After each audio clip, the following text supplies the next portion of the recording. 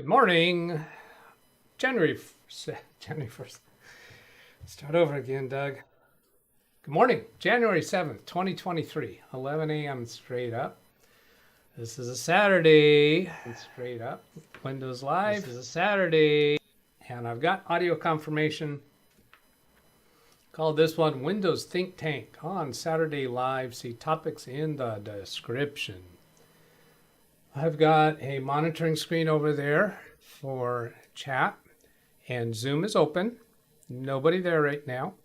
Pop out chat here. I have not read chat messages at all. I've been doing other stuff around the house. And to be quite upfront with you, I feel a little drained at the moment, and that's why I prepared for this. Here we go. Fun Saturday. Slow down. It's Henry Weinhardt's root beer.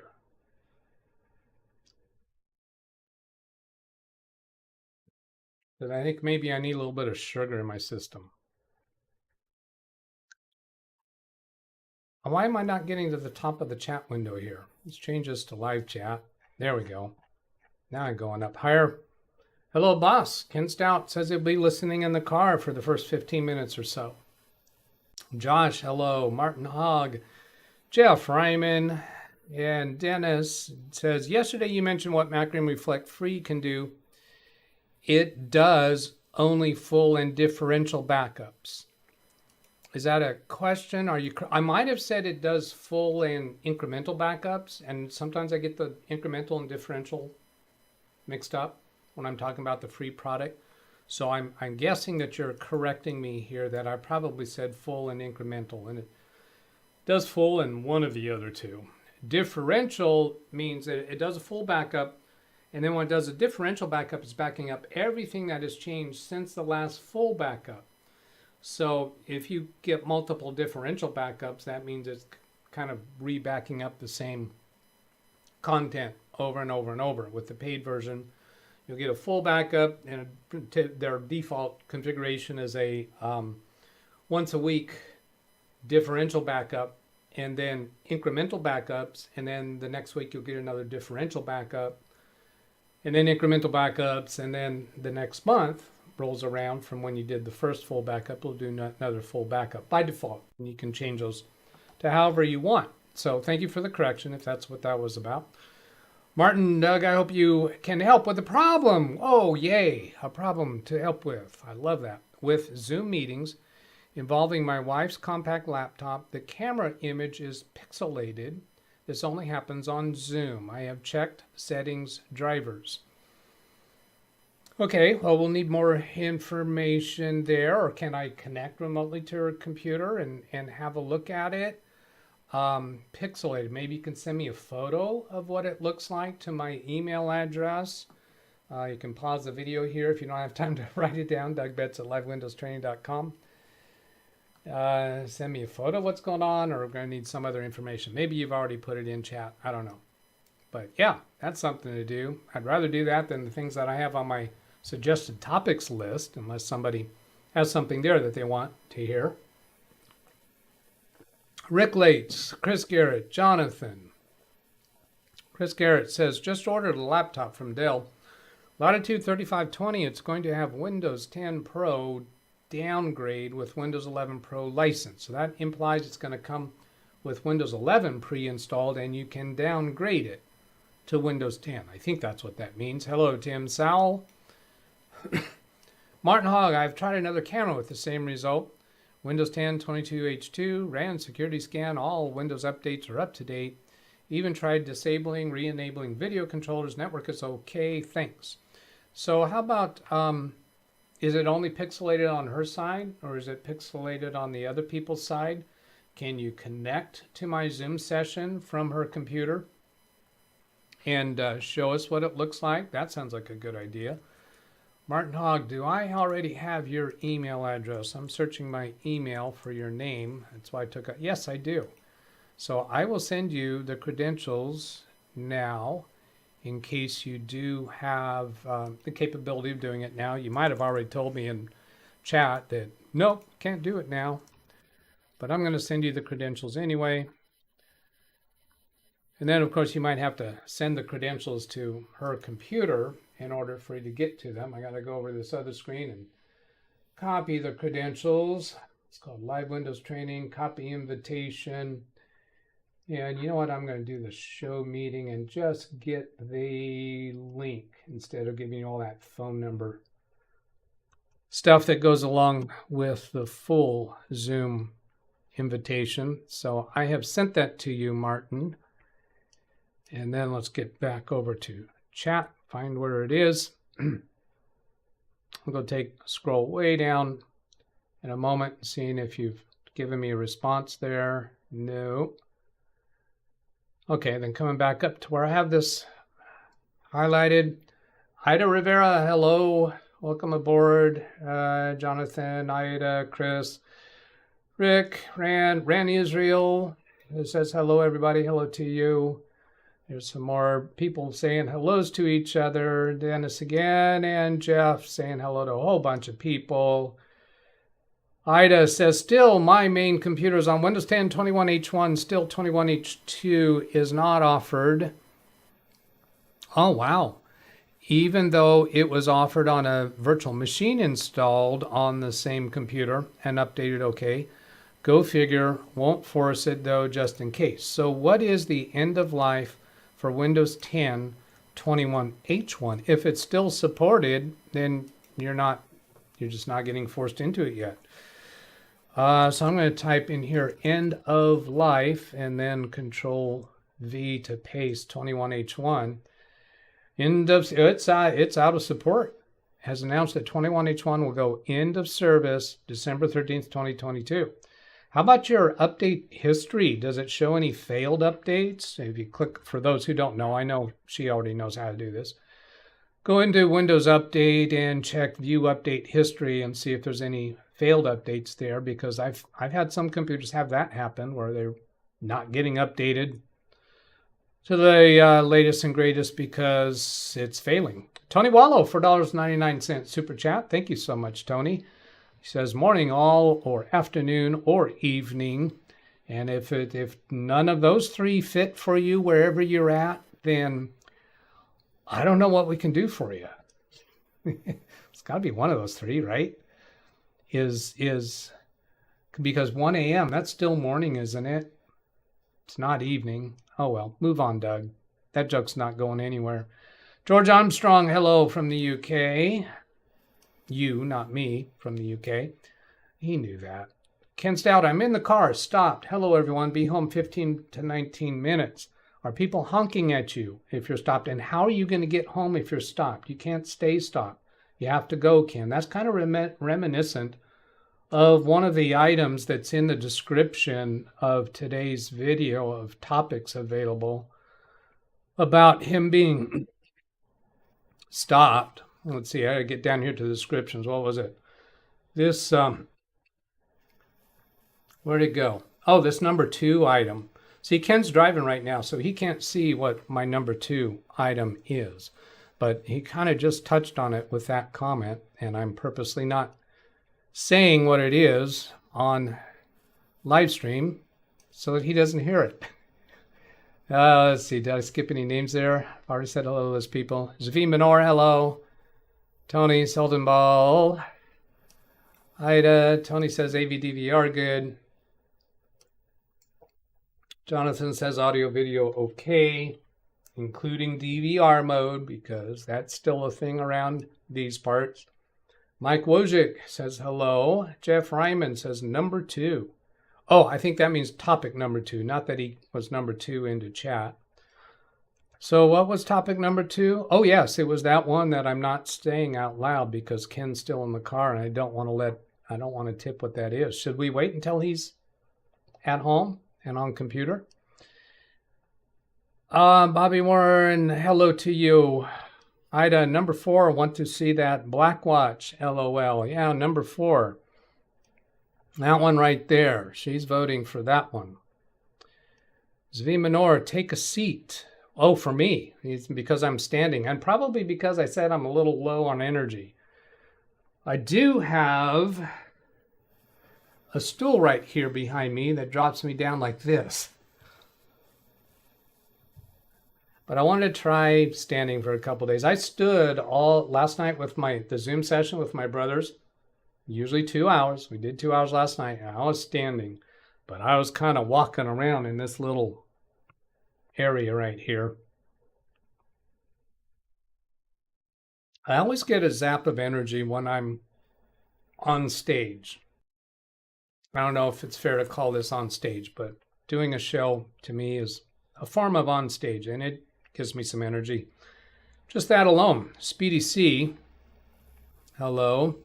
Screen's jumping around on me. Steve Dodd, hi Doug and all. Doug, I have chatted with you on Carrie's show and your show.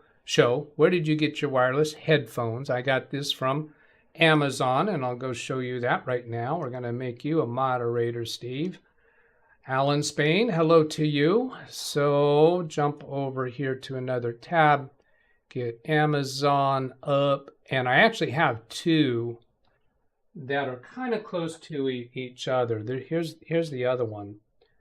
This one right here is just a little bit bigger, but the same idea. It supposedly is touch bone, bringing in audio through your bones. So if I come in here to orders, and I think it's called touch bone. Nope, maybe not. What is it? Yeah, touch bone. Why is it not showing up that way? Headset. Pretty sure I got it. Oh, yeah, here's one. Here's the older one. Wireless bone conduction headphones. That one's configured to work with my cell phone. This one's configured to work with Big B. So there's $50. The one that I'm wearing right now is more expensive than that. And how is that not showing up? Could I have bought it from somewhere else? I know I bought it after that one. Touch bone. Oh, Shocks. Oh, it's not touch bone. It's Shocks Z. Okay, so then if I go to Shocks, if I search my orders for SHOKZ, there it is. Now it's $179. More expensive. Is that how much I ordered for it? I paid for it? Let's see, I'll take that off screen for a moment because it might be showing my shipping address, which it does. Yeah, I was $198.94 plus tax. $198, so it's cheaper now. Oops. All right, so that answers Steve's question. Hi, Doug. Doug, I get a new computer. I heard that you're getting an Apple. Maybe you want to keep that secret. I know you let that cat out of the bag on Ken's channel. I think it was where that came out. Yes, it shows as distorted to all participants. So I know you said that you've checked settings, but if I were to try to help with that, I would want to see them. I would want to document it. And that's the beneficial thing. What I'd like to do on this show is to document problems so that people can see the symptom. Somebody came into Zoom because I'm standing here all by my lonesome. Hello, Josh Kinder. He's muted right now. Waiting to see if he will unmute and say hello. Hi, Doug. Hi, how are you today? Good, you? I'm good, thank you. I'm kind of recovering from just feeling a little drained this morning. I started taking down Christmas lights from outside. Yikes. All right. Have you got my email? Yeah, I've had many emails from you, but I think there's one I haven't responded to. When you were asking about I think I responded to the rates. You asked about my rates, and then you were proposing something else. And frankly, I don't know how to respond to that. That's why I haven't responded yet. Okay. So let's move on. And I'm suspecting we're probably not going to talk about that on show. Oh, there's Ken Stout coming in. How about that? He made it home, and his head is just kind of floating in the center of the screen there. It's just a ghost of Ken Stout, the spirit of Ken Stout. That's a movie, isn't it? The Spirit of Ken Stout in 2023. And there's just no reaction on his face. It could be a recording. I don't know. It's not. It's not. I'm aware of number 2, and I was sitting in a parking lot. Yeah. What's going on with your camera? We can only be proud of you. I'll let you figure that out, Josh. His virtual background settings on his camera it was not picking up right. I think it's because he didn't have his lights on yet. Yep. And I bet he's turning his lights on now because the virtual camera doesn't work very well without sufficient It's not a virtual lighting. camera, it's a green screen, and it doesn't work very well with no lights. You're correct on that. Yeah, let's see, virtual background, I should have said. Yes, and you're right, virtual camera is the wrong term. All right, moving on to catch up on chat before we turn to topics. On Dog, Mike Wojcik, to Bobby, it was a Mac. Bobby says his computer is a Mac Pro 13-inch mic. Mac Pro 13-inch mic. I haven't heard of that model. Doug, he's addressing his comment to Mike Wojcik. I get that. Some chit chat. And Lawn Dog, I went to the Microsoft website to download the latest copy of Windows 10, and I ran into something about 22H2 as a download. Specifically, sounds like this method would be the pathway to update. I think he's referring to, wasn't it Ida that says she could, main computer still on 21H1. She knows how to force the update. She says she's saying here she won't force it, though. I think she knows how to do that. But I'm thinking you should, Ida. It's time, because what you have now is no longer supported, and apparently the automated update has failed to work for you. Mike to Bobby says his sister has one of those Mac Pro 13s, and the display is great. Macs do a good job with displays. My chat just scrolled way off for me. I don't recall Microsoft ever putting in a feature update as a special download, but I could be wrong about that. Please don't put my reputation on the line. I think it's more likely that feature updates, you shouldn't have to do a special download. They eventually should force themselves, but apparently it has not worked on Ida's computer. Jeff just saw the dreaded spinning circle. Well, let's see, drop frames showing a 0 on my end. Ran to Ida, by any chance, did you apply a registry patch to block the 22H2 feature update? That's a possibility. Everything installed okay. The last update on December 10th, 2022 was a cumulative update for 21H1. And what was that expiration date? December 13th. And on December 13th, she got a cumulative update for it. Seems odd. Gotten a couple of, Lawn Dog to Jeff got a couple spinning circles. I suspect it's from Doug's broadcast and his connection to the internet. I don't think so, because I should be showing dropped frames if that happened. No registry patches were installed for Ida. Lawn Dog to Jeff, after Doug is done, maybe I'll get off my seat and install my new drive and get this machine back together. Winter mute. To Ida, can use the update assistant. She knows how. Jeff, updating a laptop or desktop. Lawn Dog, I also have coming today an external enclosure for reading NVMe drives. This was an item that I had on my list to purchase in the future, but I guess I need it now. Yeah, that's because he had the NVMe drive go bad. When he uses Explorer while he's running off of that NVMe drive, he can't copy files in Explorer, and Explorer crashes on him. So we demonstrated that. Moving on.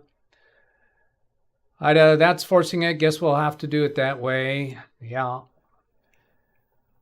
Lawn Dog to Jeff says, I'm fixing my desktop computer that has the bad hard drive, which I'm using right now to talk to you. Lawn Dog, it works. I just can't access files. Let's start skipping through a little bit quicker. Turns out I had 18 bad blocks. And more specifically, that some amount of those bad blocks were in a portion that File Explorer is affected by somehow. Dennis, we're shopping earlier for an air conditioner. We bought it. Oh, that's wonderful. Dennis in Panama, no matter what time of year, when he's playing Fortnite with us, he's playing without a shirt on because it's so hot in his apartment.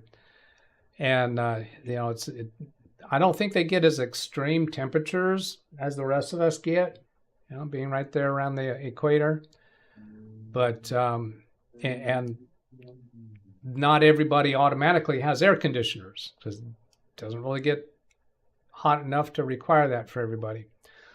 On the way up to pay, I saw 2 HP AIOs, all-in-ones, PCs on display, both indicating that their McAfee antivirus installation had expired. Must be old models. Ken is beside himself today from Ran. Oh, there it goes skipping on me again. How far am I? I'm getting close. I think I am.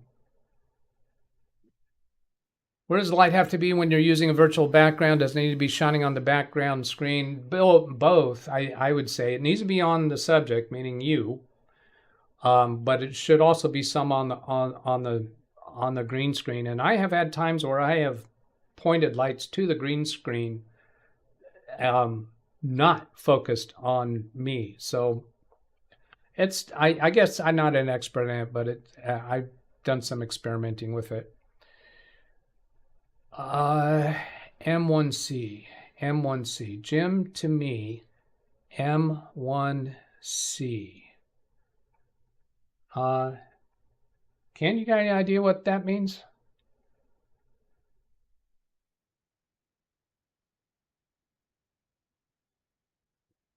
I don't know. I don't understand that. M1C. It had to be related to something I was saying. I don't know. Now to catch up. Ken might be catching up on DVR. I don't know.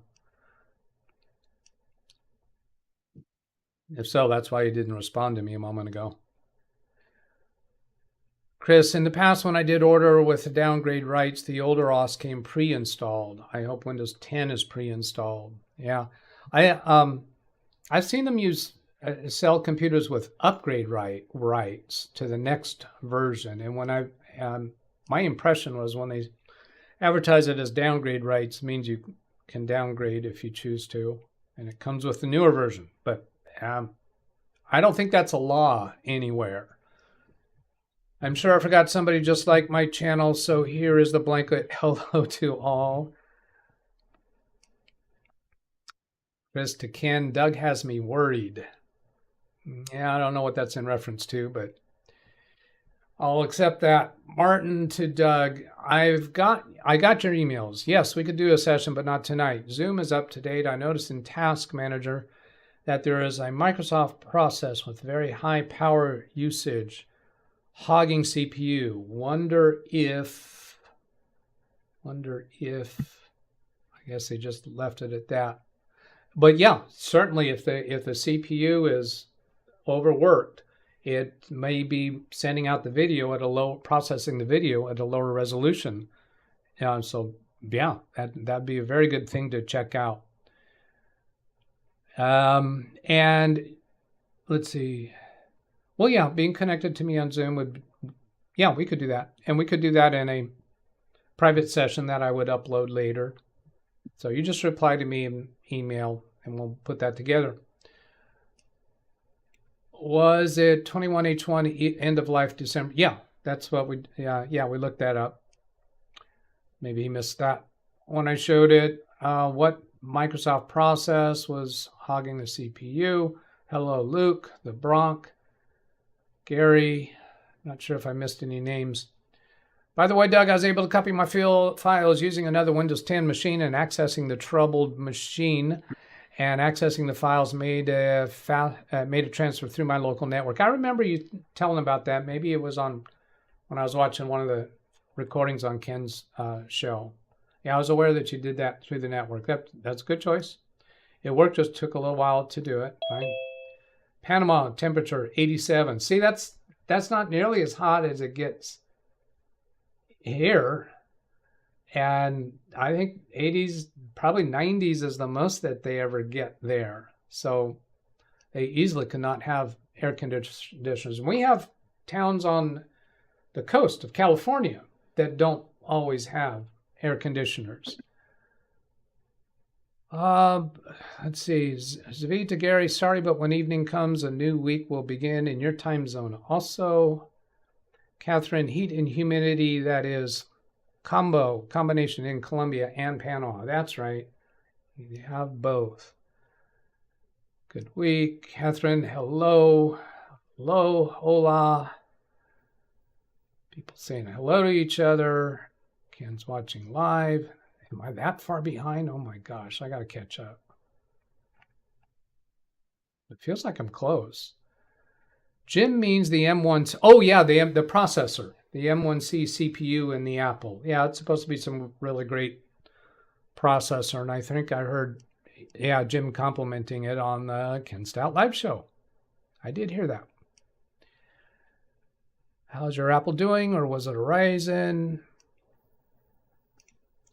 Luke, I just came in. I have a new motherboard with NVMe drive and one SSD attached to an SSD port. And Speaking one of Stout live show, I think everyone's just waiting for number 2, and then we want to jump to number 4. Okay. Well, let's see how if I can shortcut this. There's not much more, but every time I see there's not much more, it keeps going and going and going. What's the rest of what Luke is saying here? NVMe drive, one SSD attached to a SATA port. I have small issues with it. I've heard that some SATA ports are shared with NVMe ports. Yeah, not my expertise. There might be something to that.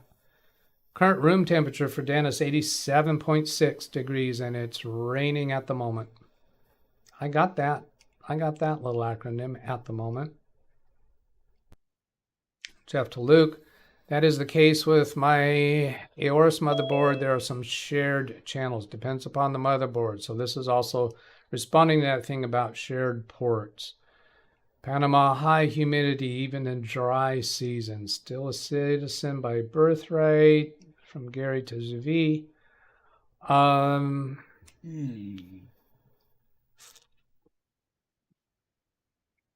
Okay, kind of pushing through here. Oh, well, here's what Martin's telling us. Found in Task Scheduler Library, Windows, Microsoft Telemetry, Compatibility Agent can be disabled from there. That could have a bearing on the issue. Yeah, if you check your CPU utilization, your hard drive utilization while running Zoom, I wouldn't be surprised if you solve the problem before you and I get together on it, which we want to know the result, the solution, of course. Long Dog to me, did you find out what Steve Gibson's choice password manager wound up being? Yes, I did. I suspect Bitwarden. Yes, you're right. But I saw a thumbnail about the subject being pushed to me on YouTube. Yeah, Steve Gibson has made the jump from LastPass to Bitwarden. And it was very interesting, his critique of LastPass. And by the way, I said something incorrect that day. I said I had paid versions of both LastPass and RoboForm. That's not true. I used to. Well, I used to have paid version of LastPass. And I told you I was going to RoboForm, trying to transition. I shut down my LastPass and then realized I had a ton of two-factor authentication set up on LastPass's the time-based authenticator app. So I reactivated it, had to use their tech support to get reactivated, but I'm actually reactivated on the free version of LastPass and paid version of RoboForm. Jeff Duran, there are a couple of channels that have either M.2 or SATA SSD. Oh, channels, not YouTube channels, channels on the motherboard. I would have to look in the manual for more details. I'm only using NVMe drives. Brian Lightfoot, I'm late. Okay, I'll leave chat for a while. Come back to Zoom. Who else we have? Gary Weisenberger, hello. Hello, Mr. Betts. How is it today? I'm good. I'm good enough. You haven't. How are you? Fine. You've been on a half hour already. Half hour already, and I haven't touched any of the subjects. Well, the next one will be quick. The next one will be quick. Which one will that be? No comment. No Fortnite. comment, huh? Let's see. Pick on Mr. There's Ken. two. Oh, okay. So this one on critiquing Ken Stout's Fortnite video. There it is. So this morning I went to look because I heard Ken Stout boasting, bragging that he got second place and that he's then going to retire from Fortnite and uninstall it. So I went to go look at see what he's got in there for Fortnite videos. So let's come over here and see. And then I thought, and then when I watched that video, I thought, oh, this deserves a critique. So then over here, get this button. So here it is. Here's the only thumbnail that I recognize as being Fortnite. So I double click on that. And then I don't hear anything. The volume is turned on right now. I didn't hear anything for a while. So I start hitting the forward key. Ah, there he is. Okay, LNK Presents is his Fortnite name. Then I go forward a little bit. I want to get into the game and see what's going on. And here I'm watching his video and realizing, engaging action. I'm not seeing much engaging action here. I see the problem. Ken doesn't understand the basic concept of a video game is it's supposed to involve motion, not a series of still photos, and some audio. So that's my critique. I'm jamming the forward key here, 10 seconds at a time, and it's all a series of photos, no audio. So this is just a very basic foundation of YouTube videos that I think Ken Stout doesn't understand yet. That it's supposed to be live, it's supposed to be action, movement, not a series of still photos. See, it's still playing. This is going. There's 701, 703, 705. Yeah. So there's my recommendation and suggestion, Ken. Well, there was actually an issue with my uploading that night. I've yet to figure it out. Thank you for pointing that out to me, but you give me a hell of a good idea. My next one will be all still pictures and we'll figure out how to get audio in it too. All right. I was watching one of your videos that you did earlier in the week, and it was really choppy. Choppy? Yeah, as I just told Doug, for some reason when I'm on Fortnite, my live stream and or uploads are horrible. Oh, I don't understand why. And I've got maybe 1-2 more days at best. I played a duo last night. I finished 9th, I think. Or the team. I carried the team. Can you imagine? Oh, that? yeah. There you go. But yeah, a couple more days. It's just not my cup of tea. I understand that. I didn't think it was going to last long. We're just having fun with each other. Let's put a BETTS on how long it'll last. Yeah, okay. I thought it would be uninstalled by the time you came into Zoom today. It is. No, he just told us he's going to give it a 2 or 3 more days. So I think are he's you going to do more piggybacking family. on Mrs. K's feed of the camera she has in here, or what? Say that again. Have you got a video feed of the camera Mrs. K's got in here? I mean, you how did you know it's already uninstalled? Oh, I didn't know that. I was just presuming that based upon things that you said on your show last night that I was listening to a portion of it this morning. Yeah, I think your exact words were, "I hope Doug's not watching," and then you said something about uninstalling Fortnite. Yes, And that is correct. yeah, and now you've turned your camera off for some reason. Oh no, I'm trying to. I guess you're trying to complain about I not getting didn't any turn my respect. camera off, and that's what I'm sitting here trying to, I'm gonna shoot this system. Anybody got Ah, an i7 machine they want to sell me? It's got Windows 7 on it. well, I know there Windows are. 95. I know there's some smart minds that have been offering technical support on the Ken Stout live show. You might check in with them. Oh, he's smiling there. He's laughing, but he's on mute, so we can't hear him.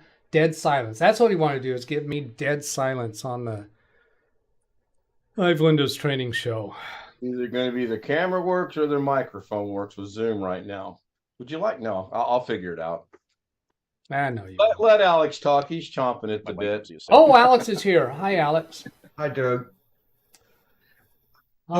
All right, technical difficulty should be showing over on Hi, Josh. the I have a Hi, very, Ken. YouTube Thanks, screen. I Ken, just for giving me realized the I floor. have to- In order for you guys to see what I'm I doing, can I have to have a very, very, to very, share very screen. So give me exciting one second. Oh update.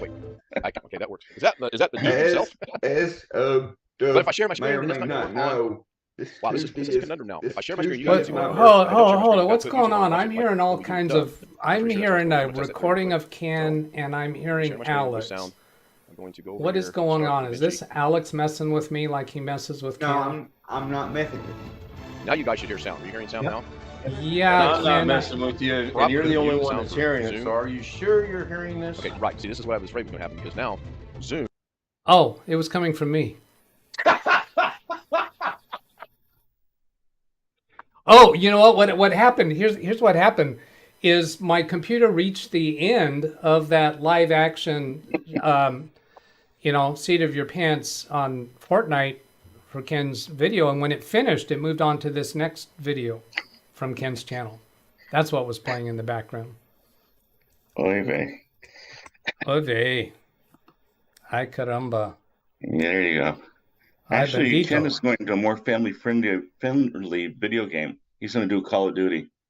Oh, yeah, right. That one game I won't be playing. Well, I have never played it. I did try Roblox. Like, Yeah, because my that. nephews like to play that. They don't play Minecraft, but they play that. Oh, and I tried Minecraft a little bit too, and those are both. I tried those out because my grandson was interested in those. But Of course, right now, they just can got I finish my thought, please? yes. Thank you. I was trying those out because my grandson was interested in those, but I didn't find those so intriguing. So I went on to Fortnite, and I found that a little more interesting for me. Okay, Alex, go ahead. I was just going to say right now, the nephews are all into a VR headset because they just got one of those new Oculus Quest 2, whatever they're called, VR headsets. And the way I understand it, those don't actually have to connect physically to the computer. They're all self-contained. It's all a self-contained unit. Oh, all right. So they're not even connecting to computer wireless. They are just all the big game is within the headset itself. That's how I understand it. Ah, interesting. Yeah, I was intrigued with those, and I looked around at them a little bit, but decided I probably, if I were to get it, I probably wouldn't last with it. Anyway, before you had your audio issue, I had something I wanted to tell you. Okay, go ahead. This Tuesday is my birthday. Oh, Well, I've been noticing around town for quite a while now. They've been running fiber optic around my city. And I noticed that one of our people from church was able to get it. So I thought, why don't I give them a call? And after talking to about at least a half a dozen customer service people on the phone, I discovered that I can get 500 up, 500 down, and it won't cost us any extra than we're already paying. Fiber optic to the home. And so after working out the scheduling because they originally had me scheduled for a month from now in February. They're going to come out. They're going to come out Thursday, 2 days after my birthday, and install it. So I'm very excited about that. Well, you reminded me to take a look at something here while I was live streaming because I was wanting to do that, but I want to do this in Fortnite since there's more graphics there. But right now I have Zoom going, so that's some processor and some graphics, and I'm live streaming, and I'm monitoring my YouTube channel on 2 tabs, so I have it playing on 2 tabs. So now if I come over here to Task Manager, and I'm on the Performance tab down here in the bottom left, this shows that I am currently receiving at 3.7 megabits per second and sending at 9 point something megabits per second. So my question, Alex, what actual... Now, I have an answer for this too, but I want to see if you come up with the answer that I would come up with. What benefit are you going to have by having that massive download speed and more upload speed? Because this doesn't look very hungry to me. Do I qualify for that too?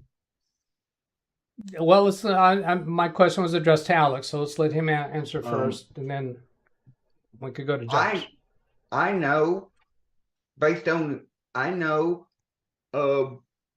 that I will see some benefit to having it. I don't know exactly what the benefit will be, but the reason why I can tell you that I know I will see a benefit is because I've seen. I know firsthand how fast gigabit is because the college had it the whole nearly 10 years I was there, and so I could tell a huge difference between my 50 that I have here now and their gigabit. Okay, so do videos play faster? I'm trying to get you to explain what is faster. When do you experience the faster? I know the answer to that from my point of view.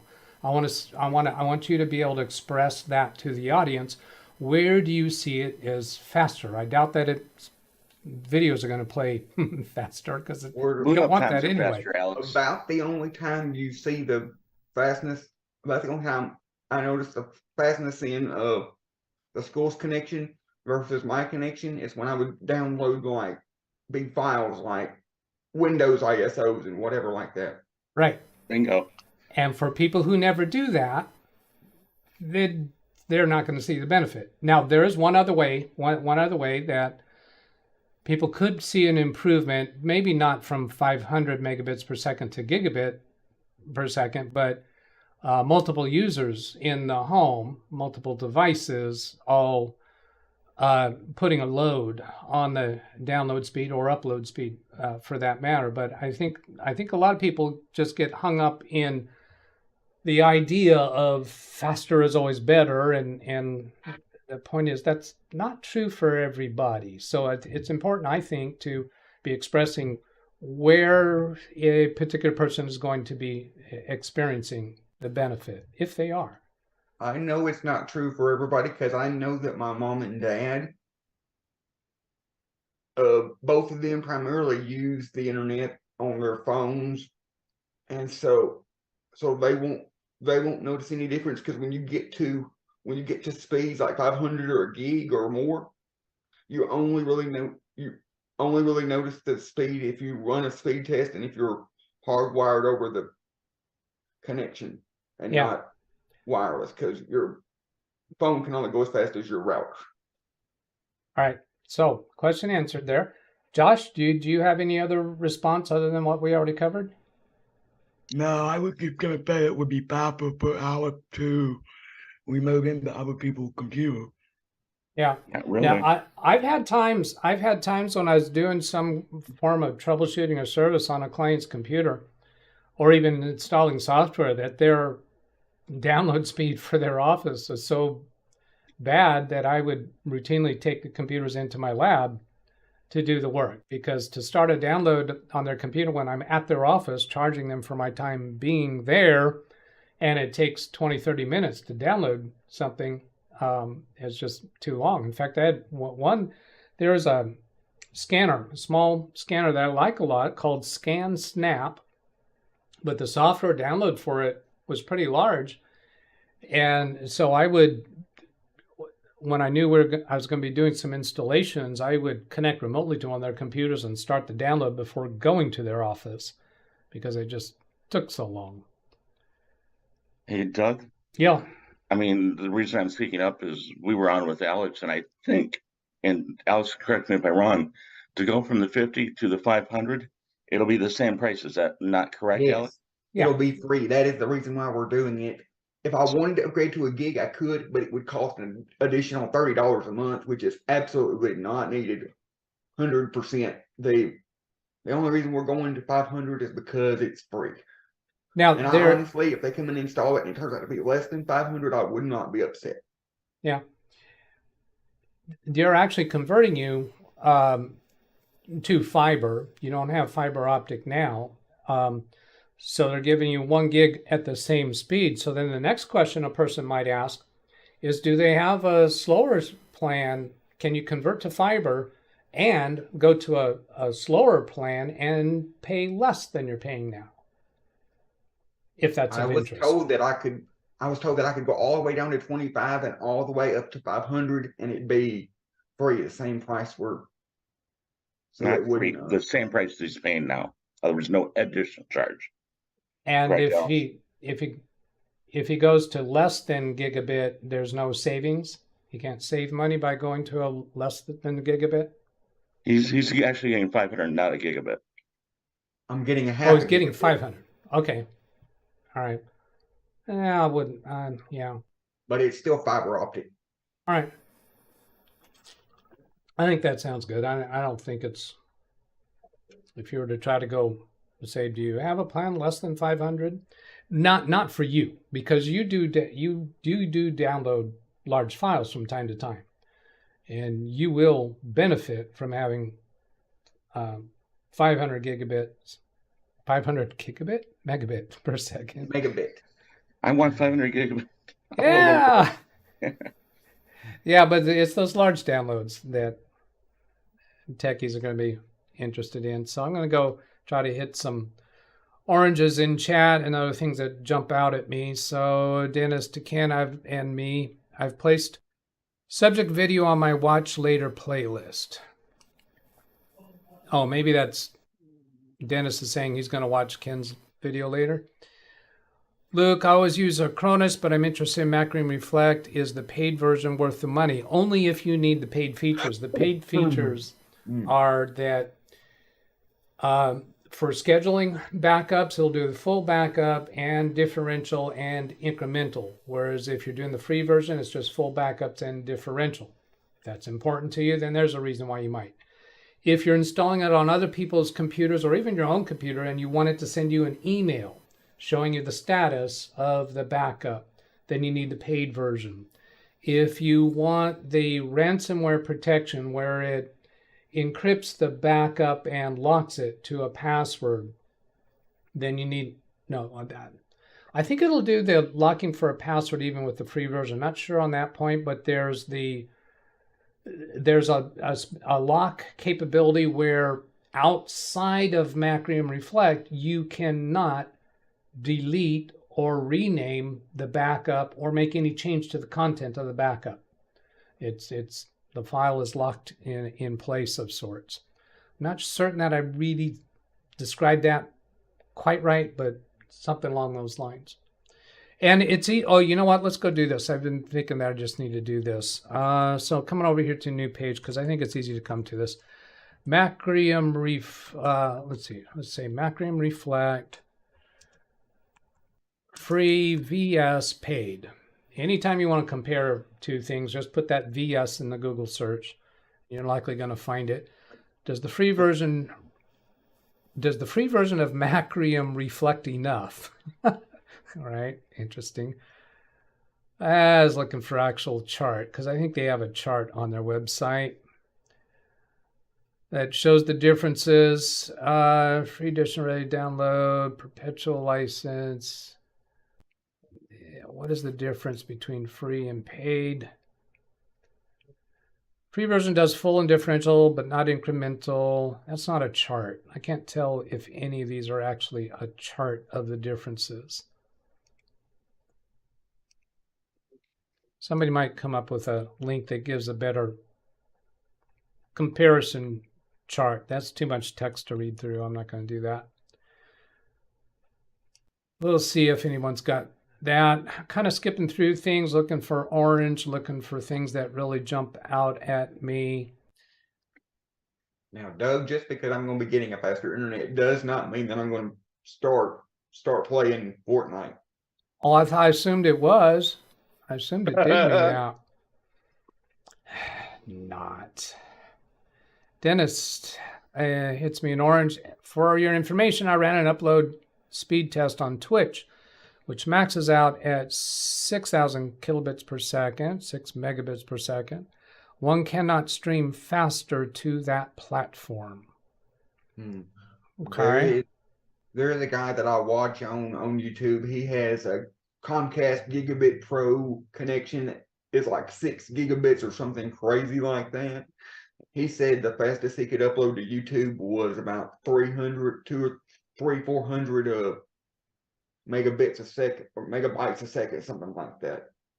Yeah, that's a worthwhile point. If you're doing an upload, if you're trying to get a higher upload speed because you want that speed for some purpose, uploading to sites such as YouTube or Twitch, they may have their own limits, but if you're uploading to your own devices in another building or your office or something like that, you might be able to achieve the higher upload speeds. But like this gigabit up and down, wow, who's going to be able to use at all a gigabit up? Well, that would be if you have multiple computers that are streaming content, live streaming content to a platform like Twitch or YouTube.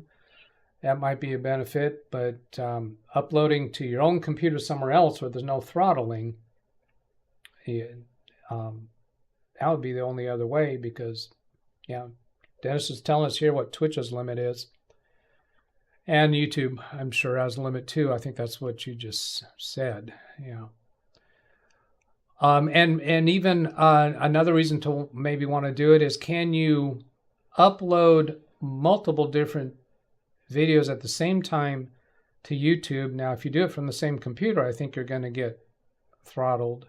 I've done that. I've tried to upload multiples, and it didn't go very well from one computer. Screenshot of this distortion sent by email. So Martin has sent that. I'll go bring that up.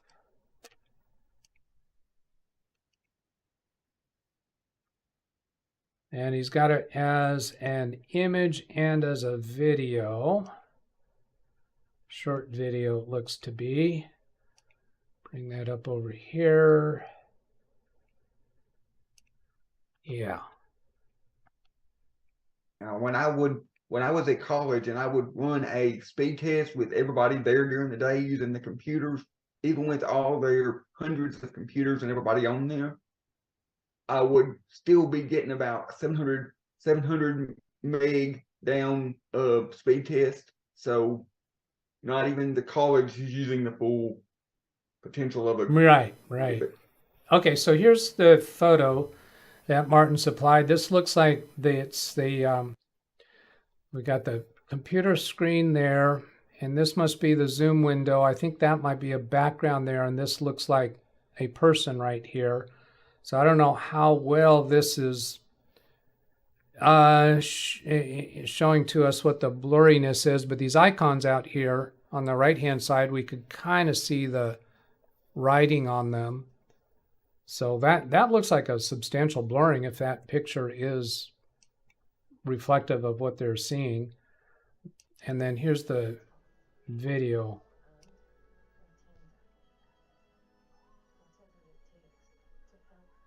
Yeah, so looking at Task Manager for your CPU utilization, memory utilization, and so on, is a place to go. Checking the camera in other software to be sure it's working properly in other software. And I'd have to go back and look at more of what you've already told us. But yeah, that looks very interesting topic for us to pursue. I'd love to do that.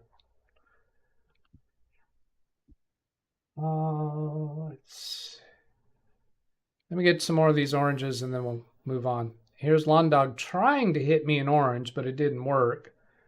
It's missing the hyphen, DougBetts. So that's interesting. Was he, I wonder if he dictated that using his voice recognition. Because the way you do that when you're typing, you type an @ symbol and then start typing somebody's name and click on it. But if you're doing all voice control, then that didn't work. I stumbled into something that I thought was interesting with Macrium Reflect. It has virtualization method for the saved image file. I think it was Hyper-V software.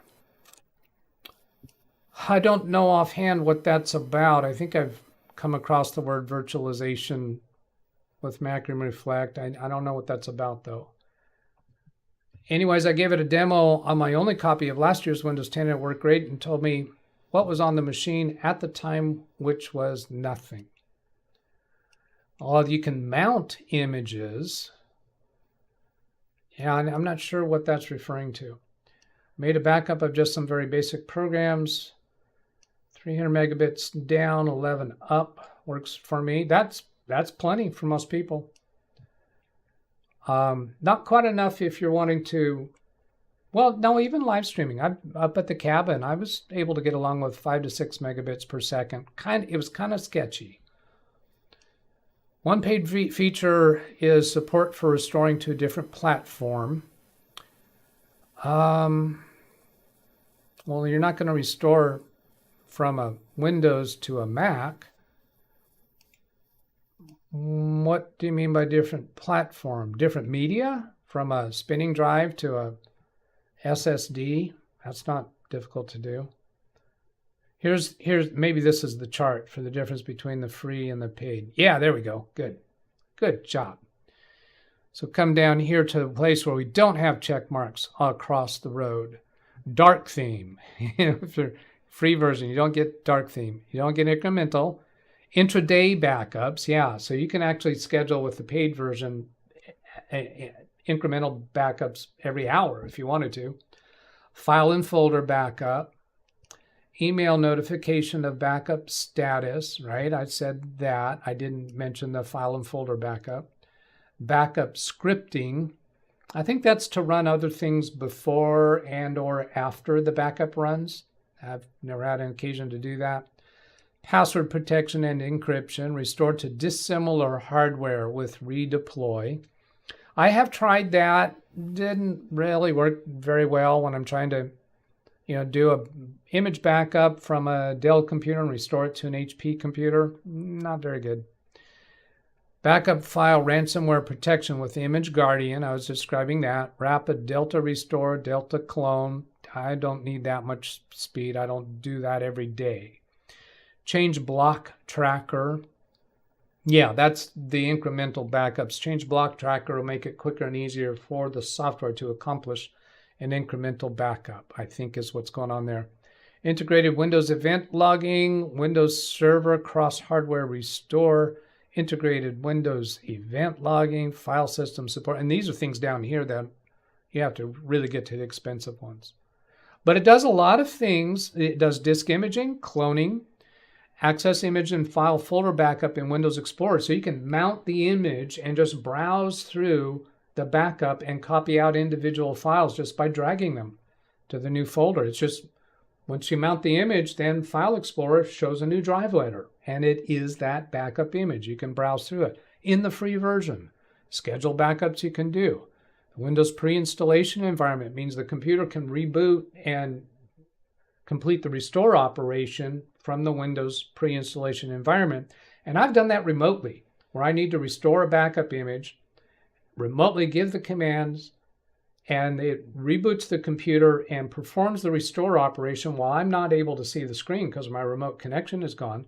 When it finishes, it automatically reboots the computer again, and then I can reconnect to the computer remotely, even with the free version. all these different versions of Windows, retention rules, recovery from Windows boot menu, differential backups, Macrium ViBoot. So here's the virtual thing. ViBoot for instant virtualization of system image files. So that makes me think that it can be mounted as a virtual computer, where you're actually running the operating system in a virtual environment. Maybe That's what I would think it is, Doug. that's what it sounds like. It would make the Macrium image like a Hyper-V file, like a hard drive file for Yeah. Hyper-V, and You can actually boot it. That's wow. I don't know why I would want to do that. I suppose there's some applications for it. I haven't had a desire to do it. I suppose, well, okay, how about this, Alex? If you could mount the image in a virtual PC type environment and then make changes to it and save those changes to the image. No, I was just gonna say that you can't do that, at least with the free version. You can't. When you All right. mount the image, whether you do it in a virtual machine or whether you do it on your host machine, it's locked. It's locked. It's not writable. Only Okay. readable. Okay, and that kind of makes sense that it ought to be that way. Okay, continuing here, looking for orange. Screen just jumped on me. Here's another orange. William Dawson, it makes sense YouTube and others would have a limit, faster limit. The more it costs them to have the number of uploads and downloads times the number of users. Yeah, because they didn't limit you. Some people could really abuse that. Lawn Dog to Doug. Look at the Macrium Reflect in your Programs menu. Under the Macrium button, you will see Macrium ViBoot. Oh, all right. Well, let's try that. It's an option. It's a checkbox that you have to check off when you install the program, because you can check whether you want it or not. Oh, yes, I do remember seeing that, and now that you mention it that way. So I want to point out something I think some people may not be aware of. If you're actually trying to find something in the menu here, rather than scrolling down to the M's, I'm going to click on the letter A here and then click on the M. It's a quicker, easier way to get to the part of the alphabet that you're looking for. Yeah, I do have it, Macrium ViBoot. I'm not going to go do that now because we got other things to do. Let's see, catch it up. Windows 10 license key, keyboard. Dennis, this just in, 86.2 degrees in my room now. This rain is nice and cool. Wonderful. And William Dawson, the limit in my area for the minute is the age of the cable system in the area. No other type of internet connection plan for the area, and AT&T only offers 1.5. I have a similar problem where I live, in that the only thing I have available is Comcast, unless I go to a dish system. But AT&T does not have high-speed internet here. So I'm in a city island out in the county. So there's a lot of county property around us, and we don't get a whole lot of good services. Sadly, a lot of people that live in the United States, at least in the United States, only have the option of going with one hardwired provider. Yeah. The only other options is cell phone and satellite. And then Londog is saying here, the full image into virtualization software. You can boot to it and check your backup files. All right. So, caught up there. Now, time for another.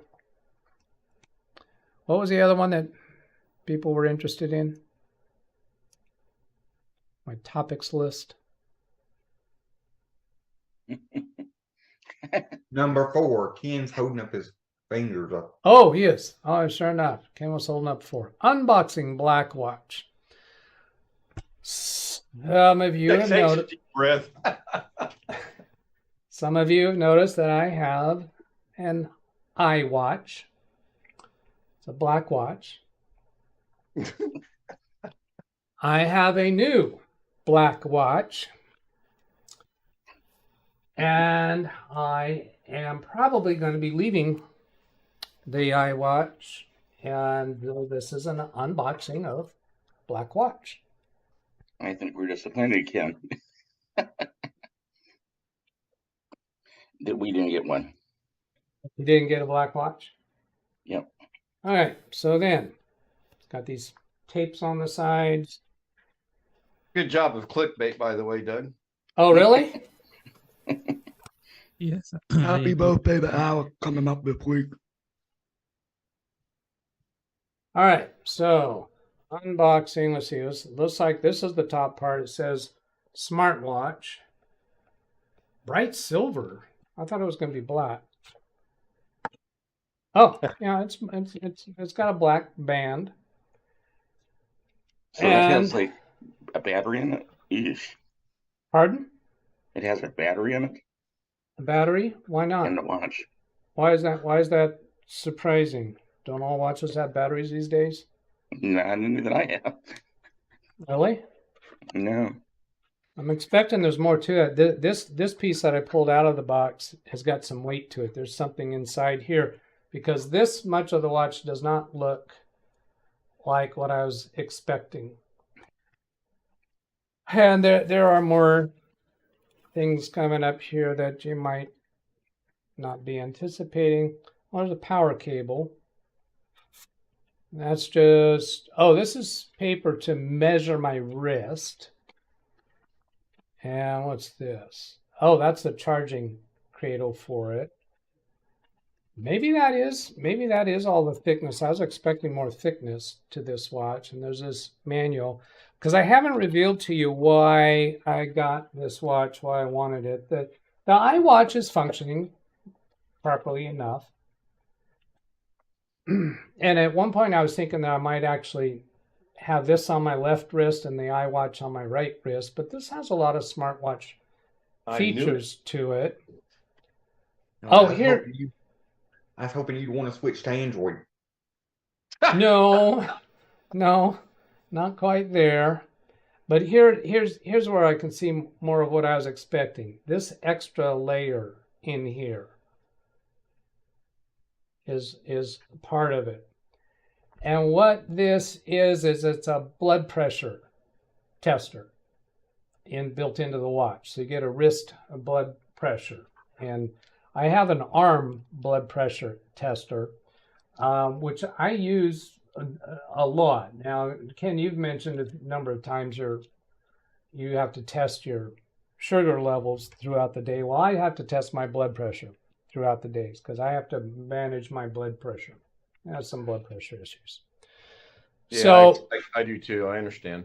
yeah. So anyway, I wanted I instead of having to put this thing on when I want to test it, I wanted a wrist version. I have a wrist version, but I have to put it on. This is one that I could just keep wearing and check my blood pressure when I want to. I have become pretty darn good at being able to bring my blood pressure down just through calming myself, and reducing stress in my life has been a big deal.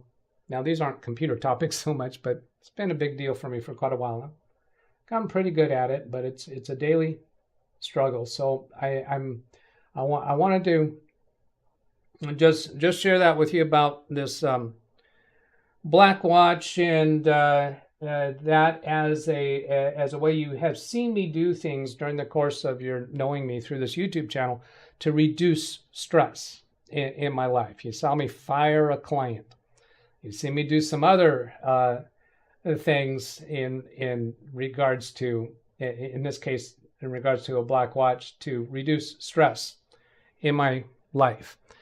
So that's about all I have to say about that.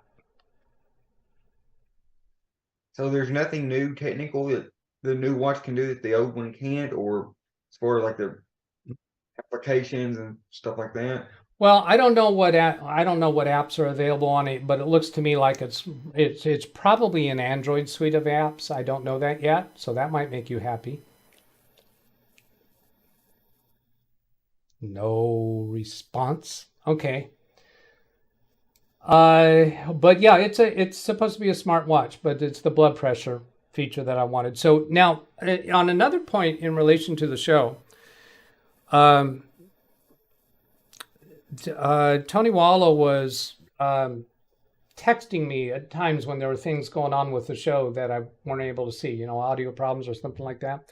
And I wasn't hearing his text messages. So for a while, I was taking my iWatch off and laying it on the desktop because my cell phone would give me a more noticeable notification. So I'm kind of thinking that there might be a side benefit if I stop wearing the iWatch, that I might be able to notice those text messages during a show, because right now I don't notice when they come in unless somebody actually calls the number. All right, so that was number 4. I'll tell you, that is one piece of technology that I have never ever seen a benefit to me by having is any kind of smartwatch. It just well, and actually I was right there on the same boat with you. When I did not buy this iWatch, I inherited from my dad. My dad passed away shortly after COVID hit, and I got his watch and I tried it out. And I thought, oh, I kind of like this, because now I can, particularly with the number of spam phone calls I get, because I can just look at my watch, the number's not recognized, and hit the ignore, and I don't have to do anything on the phone at all. The phone's in my pocket or something like that. So I've actually wound up liking it, but I hadn't worn a watch prior to that for, I don't know, 2-3 decades. Well, I don't need one anymore because my joystick on my wheelchair has a clock on it. So yeah, I don't have one of those. So Winter Meal is saying number 4. Clock. What? You What was said you that? don't have one of those. I said a voice or a clock. A joystick.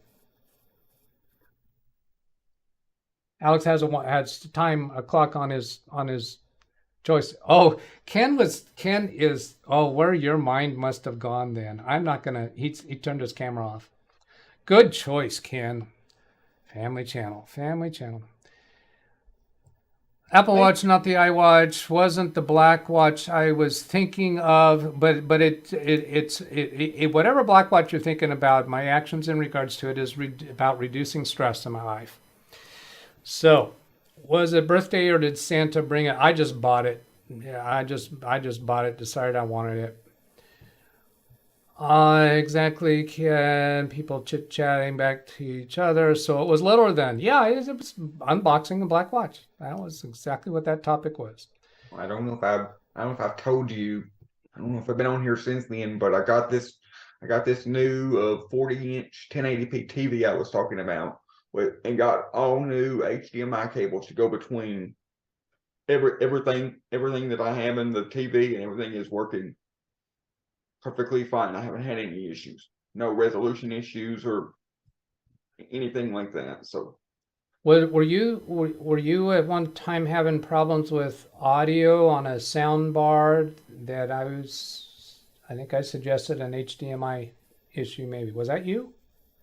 Yeah, but yes, but okay. I got all new. I got a new optical cable for the sound bar from the TV to the sound bar, and then I got all new HDMI cables to go from the computer and whatnot to the TV. So excellent. All right. Back to chat. Catherine, they want to test my blood pressure all the time. My blood pressure can go way extreme on either side. Crazy. Serendipity, not sure what that was. Then William Dawson, I need to stop typing on the keyboard today, too many words. No more orange. No. I was retiring and not needing an alarm clock anymore. Oh, you know what? I don't do alarm clocks anymore either. I don't have to set the time at all. And when did that change in my life? I don't remember. Ran Israel, can we see the watch's out-of-box experience? Starting it up. Oh, I got to charge it probably. Where'd it go? I was going to say just rewind the video. Yeah, because that was the unboxing, but he's saying the out-of-box experience. So out-of-box experience is the starting it up experience, and that's like Windows out-of-box experience is starting it up, initializing. So that's what he's asking for. I don't know if I can. I'll try.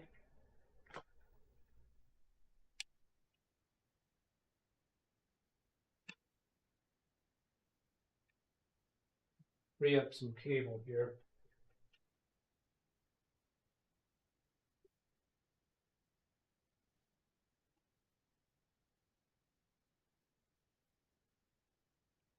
This thing just doesn't cooperate very well.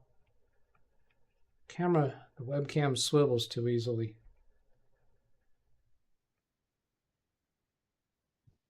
I'll change the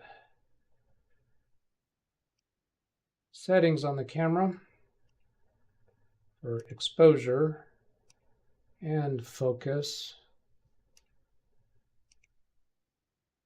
Get it focused to this level, then set focus back to static.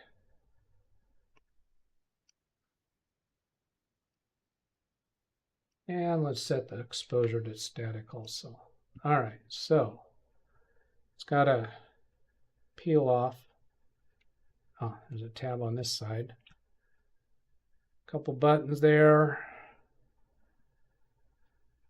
I'm going to guess the little one to turn on.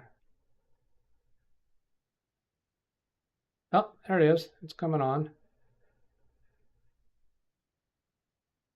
Turn it right side up. Bluetooth pairing. Please install BP Doctor app and add device the BP Watch. So that's going to be installing that app on my iPhone. And there's a down arrow there. Can I? It looks like I got to go install the app. Can't say I'm surprised. Yeah. BP Doctor. No, it's blood pressure. So on my phone, I don't even know where I have App Store. Hey Siri, open App Store.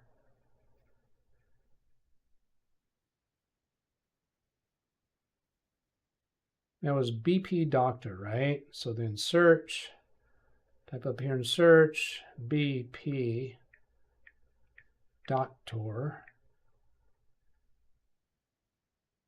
There's a work kit health, and here's BP Doctor. So then get,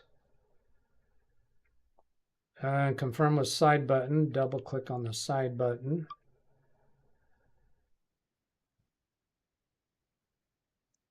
If I can darken that image a little bit.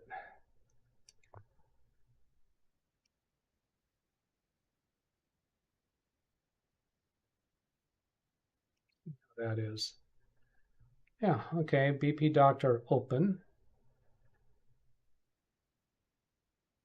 Like to use your location. Allow while using the app. Like to use Bluetooth. Okay. Would like to send you notifications. Allow. And it wants account login. Looks like I'm going to have to create an account. So, no, that's deeper than I want to go during this show. All right, back to the Zoom participants. You seem to be asking for orange, so here you go from Ken. Okay. You know, I like this new TV. I've got quite a bit, Doug. But Yeah. the only thing I don't like about it now, the only con I can see is now that I'm getting 500 up and down, this TV's limited to 100 meg. But not like that matters. That's just, I'm just being funny. Yeah, because now let's tell the audience why, because they may not all understand that. The TV is limited to 100 meg, probably because of its network adapter is just 100 meg, but you can't, you're not going to actually be downloading files to the TV other than, you know, which are the show that you're asking to see, and you can't watch it faster than what, maybe 2 meg per second. So what's the point of having faster? Nothing. I'm just saying I'll have a faster than the TV Yeah. can support. Yeah. And if you were to have a faster network adapter in the TV, it would make absolutely no difference to your television experience. Really, the way I see it, there's only 2 devices in this house that will actually be able to get the full 500, and that's my computer and my mom's computer because they're hardwired. All right. Got it. And Dennis says Ken is now using Fortnite theme in Zoom. That's how much he is just falling in love with Fortnite. Hello, Jim. Hello. What's up with you? You got anything to bring to the table? Oh, no. I'm just All right. watching Alex's OCD when it comes to internet speed. Yeah. I wonder how many people out there have purchased higher speed capabilities when it's not going to be beneficial to them at all. Most people don't even know what most people that I know that I go to like church with and stuff, they don't even realize what their internet speed is. Yeah, or even that it's a subject at all, which is fine. Ignorance is bliss. But I'll be the one that will call and complain and bellyache if they don't work. Hey, Ken Stout, congratulations, new grandpa. Thank you. Yeah, that was great. I enjoyed hearing that. I enjoyed seeing the photo of your son holding the kid. Mm-hmm. So I got a question on internet speed, not to shy away from that. I do appreciate it. Do you think that most people get hoodwinked into getting a higher internet speed because the ISP calls them and tells them for a mere X amount of dollars more a month, you can go from where you're currently at, which by the way is very super slow, and you can get this speed? Yes. That's possible. And Yeah, I say that because I know someone that got hoodwinked into buying a security program that this piece of paper shows more security than that program does. And it's a 3-year program, by the way. That's why I'm asking. I'll go off camera now and wait for your reply. Well, let me restate the question, be sure I understand it. Do I think the internet, that people have gotten hoodwinked into paying more for a higher speed because their internet service provider called them and offered it to them? I haven't experienced that. I haven't had my clients ever tell me they're being offered that and ask my opinion for it. I have been contacted by my internet service provider, and my clients have also being offered a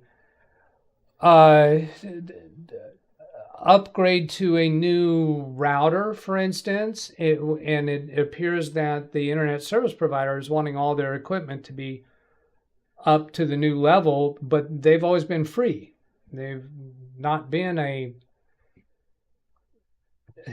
sometimes they've been saying this new device you will get faster speeds, but it's not been for more money. I don't recollect ever coming across internet service provider offering something for more money. It's always been free.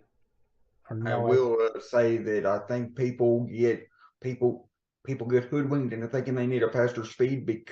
Some people because they're using the ISP's a router combination modem thing, and it actually is the actual piece of router, the ISP piece of crap that is limiting their speed, so they need to get their own piece of equipment, but they don't realize that.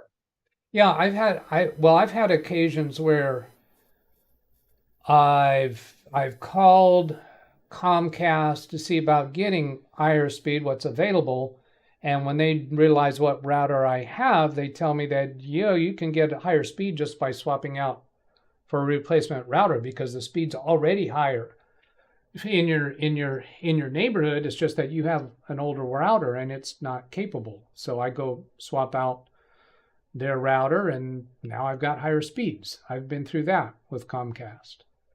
Possibly it's a Midwest thing, because when we were in Illinois, we got called several times, and I've already been contacted here, and not necessarily by AT&T, but by the competitors. And I just wondered. I mean, us older people do get conned in. I mean, hoodwinked. I mean, talked into doing things we necessarily don't want to do. Like watch. No, I'm kidding. But I wouldn't consider you part of that older generation that would get hoodwinked, Ken, because you understand enough tech to know that. Nice How it works. U-turn. I thought you were going down the age road there for a second. Good U-turn, your governorship. Everyone does know Alex is running for the governor of Arkansas, right? Yeah, there we go. I'd probably be better than our current one. From William Dawson, I have refused to buy the 1 gigabit speed offered by Spectrum for just $49 more. Not worth it to me at the minute. I have a standalone modem and different router. Yeah. So what would you do with a gigabit speed? You're just not gonna. In your situation, I don't even know what William's situation is, but it's just not going to be any benefit. How much is he paying now, though? Well, it doesn't matter. It's $49 more to get 1 gigabit. And while we don't know. Spectrum is offering it for $49 now in our area, Michigan. Oh, well, this for William, it's $49 more. Is it more or $49?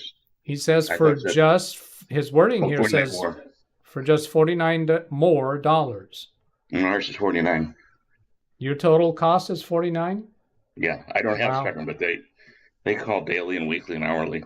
Is that a trial, Gary, or is that like for a year, or is that lifetime, or how's that work? With them in Michigan, it's permanent speed, but they change your mind hourly with no contracts. But I was going to take exception to one thing Alex said. One of the service providers here with their 1 gig speed are providing Pro 6Es. And you're not getting a faster router than that. Wireless router. That's those Amazon ones that Jeff has, right? I don't know if Jeff has them, but yeah. And with wireless, they'll do 1 gig in a heartbeat. All right, going on to Forbin Colossus. About speeds, likely I have the slow speed of anyone here, yet I do everything from Steam games or stream games, either one would be valid word there, to watching Amazon Prime movies. I'm on DSL, 2.9 megabits per second download speed. Yeah, I think you probably win the award for that, but 2.9 megabits per second download speed. So then going back to Task Manager, and I'm currently receiving at 6 megabits per second. So I'm currently receiving more than what he's capable of. I also pay approximately $35 per month. If I went to fiber for more speed, my monthly cost would double to $70. When I started my business, I got an ISDN line installed into my home because that's in the days of dial-up modems. Yeah, it goes back. Yeah. Wow. Yeah. So I'm not sure what the cost of that was, but I'm sure well over 100. I'm not sure if it was over 200 or not. I'm guessing it was between there, but it was kind of an outrageous price to be paying for internet in those days, because in those days, all you would pay for your internet connection would be your phone service that you already had in a dial-up modem to call into Comcast or not Comcast, AOL or CompuServe or a local bulletin board service. I remember somebody came to our computer club and gave this presentation about this new and upcoming technology that was called hyperlinks. Yeah, and we thought, what is this crazy thing? As far as there's HTTP : something or other, and oh Jesus, and hyperlinks where you could have a link in a document that you could click on it and it would take you somewhere else. Like, yeah, that's pretty much all we do now. I'll be back. All right. I've been around. Yes, I've been around long enough that I remember when. Now, when I call my ISP, they say, "Thank you for being a valued customer for 22 years and 5 months." We've been with them from dial up all the way up to what I have now, which is 50. Yeah. Yeah, that's kind of a fun thing when you call some kind of service provider and they say, "Thank you for being continuing customer for whatever number of years." I kind of enjoy that. But yeah, I find it crazy that we've had that same company for internet for all those years, all the way from dial up to 50 meg, and soon to be 500 meg. Dennis says that Josh has a Fortnite stream scheduled the same time as our time. Well, he may be playing with us today because he definitely have play seniority over who's been playing with us recently. We've been having the same people, well, about 3 people rotating over. And I got a question. Hey, All Doug, right. Go ahead, Joshy. can you probably look at my Fortnite? Because when I get on a motorcycle, I can't back up. You can't back up. Okay. I think probably the best thing would be for me to demonstrate how the backup works on a motorcycle, because you just press the same key that you use to walk backwards, but it's kind of slow happening. It kind of makes the feet on the ground walk the motorcycle backwards, just like a real motorcycle does. Yeah, I was playing last night and I ran into stuff and I couldn't back up. Like when I clapped the motorcycle, I had to use the gun to get the motorcycle to move out of the way. All right. Yeah, we could play around with that, see if it can help you understand it better, or see if there's something actually not working right. Ken, did you start to? No, I think Jim wants to highlight something. If you could highlight Jim. the screen. Internet yellow pages. Look at that. Yeah, when you could get a physical book of internet. You'll notice the date, the year on this. I don't know if I don't think I can read it. Let me try. 95. Let's see. I hang on, because I'm trying to make it bigger. More than 450,000 in print. There you go. And let's see. Look at 95, on the I was upper 1 left year corner, old. 1995. Yeah, revised and expanded. Craziness. I was 1 year old then. That Yeah. implies there was a 1994 edition. Yeah, I'm pretty sure there was. Yes. Yeah. All right, gonna take you off. Oh, the icons have changed a little bit for Zoom, it looks like. There we go. That's got you, I think. Yeah, spotlight removed. All right. And you don't want to drop this on your foot. All right. So who remembers regular yellow pages? Well, I think I'm still getting phone books once a Really? year from 2 different companies, and they go straight into the recycle bin now. I used to hold on to them, but no more. Me, I remember, normal yellow pages and white pages phone books.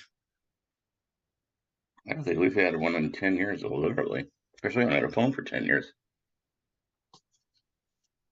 But There my was- question was, Yeah. if I were to join Fortnite around 7 o'clock my time, how would I find your game and teach you guys how to play the game? Hey, I'd love for you to come in and play with us. I think I don't know if I don't think we've connected the friends yet. I'd have to send you. Yeah, you and I are friends. Oh, we are? Oh, yeah. You sent me a request and I accepted it. You were the very first one. Oh, yes, we did do that. Yeah, Well, come I in. see you're irate. Hey, you gotta at least come in and play with us once before you uninstall it. I guess I'll reinstall it. I thought you said you didn't uninstall it yet. I'll be nice. I haven't. Oh, all right. That was Ken Stout How being do nice, I do everybody. that? I mean, do I just fire it up and then I sit there and magically I'm in your game, or how does that work? Oh, and when we got the game up, we'll send you an invite. You'll see it appear on your screen. Okay. It'll appear, I think, in the upper left area, and you just click accept, and that brings you into our... Let me get my New Year's resolution list out and check that off the list. Hold on, I'll be right back. Ay, Join. caramba. Got it. So I have a serious halfway question. Not. All right. Was I seriously on your list of resolutions to get Fortnite? No. I didn't think so. Damn it. Come on. I don't want you to see me cry on the camera. I'll be No, right back. I was actually surprised when I heard that you did it. Although you had dropped a hint about wanting to do it so you could help Josh with some issue he's going through a while back. Oh, microphone. It was a microphone issue. Yeah.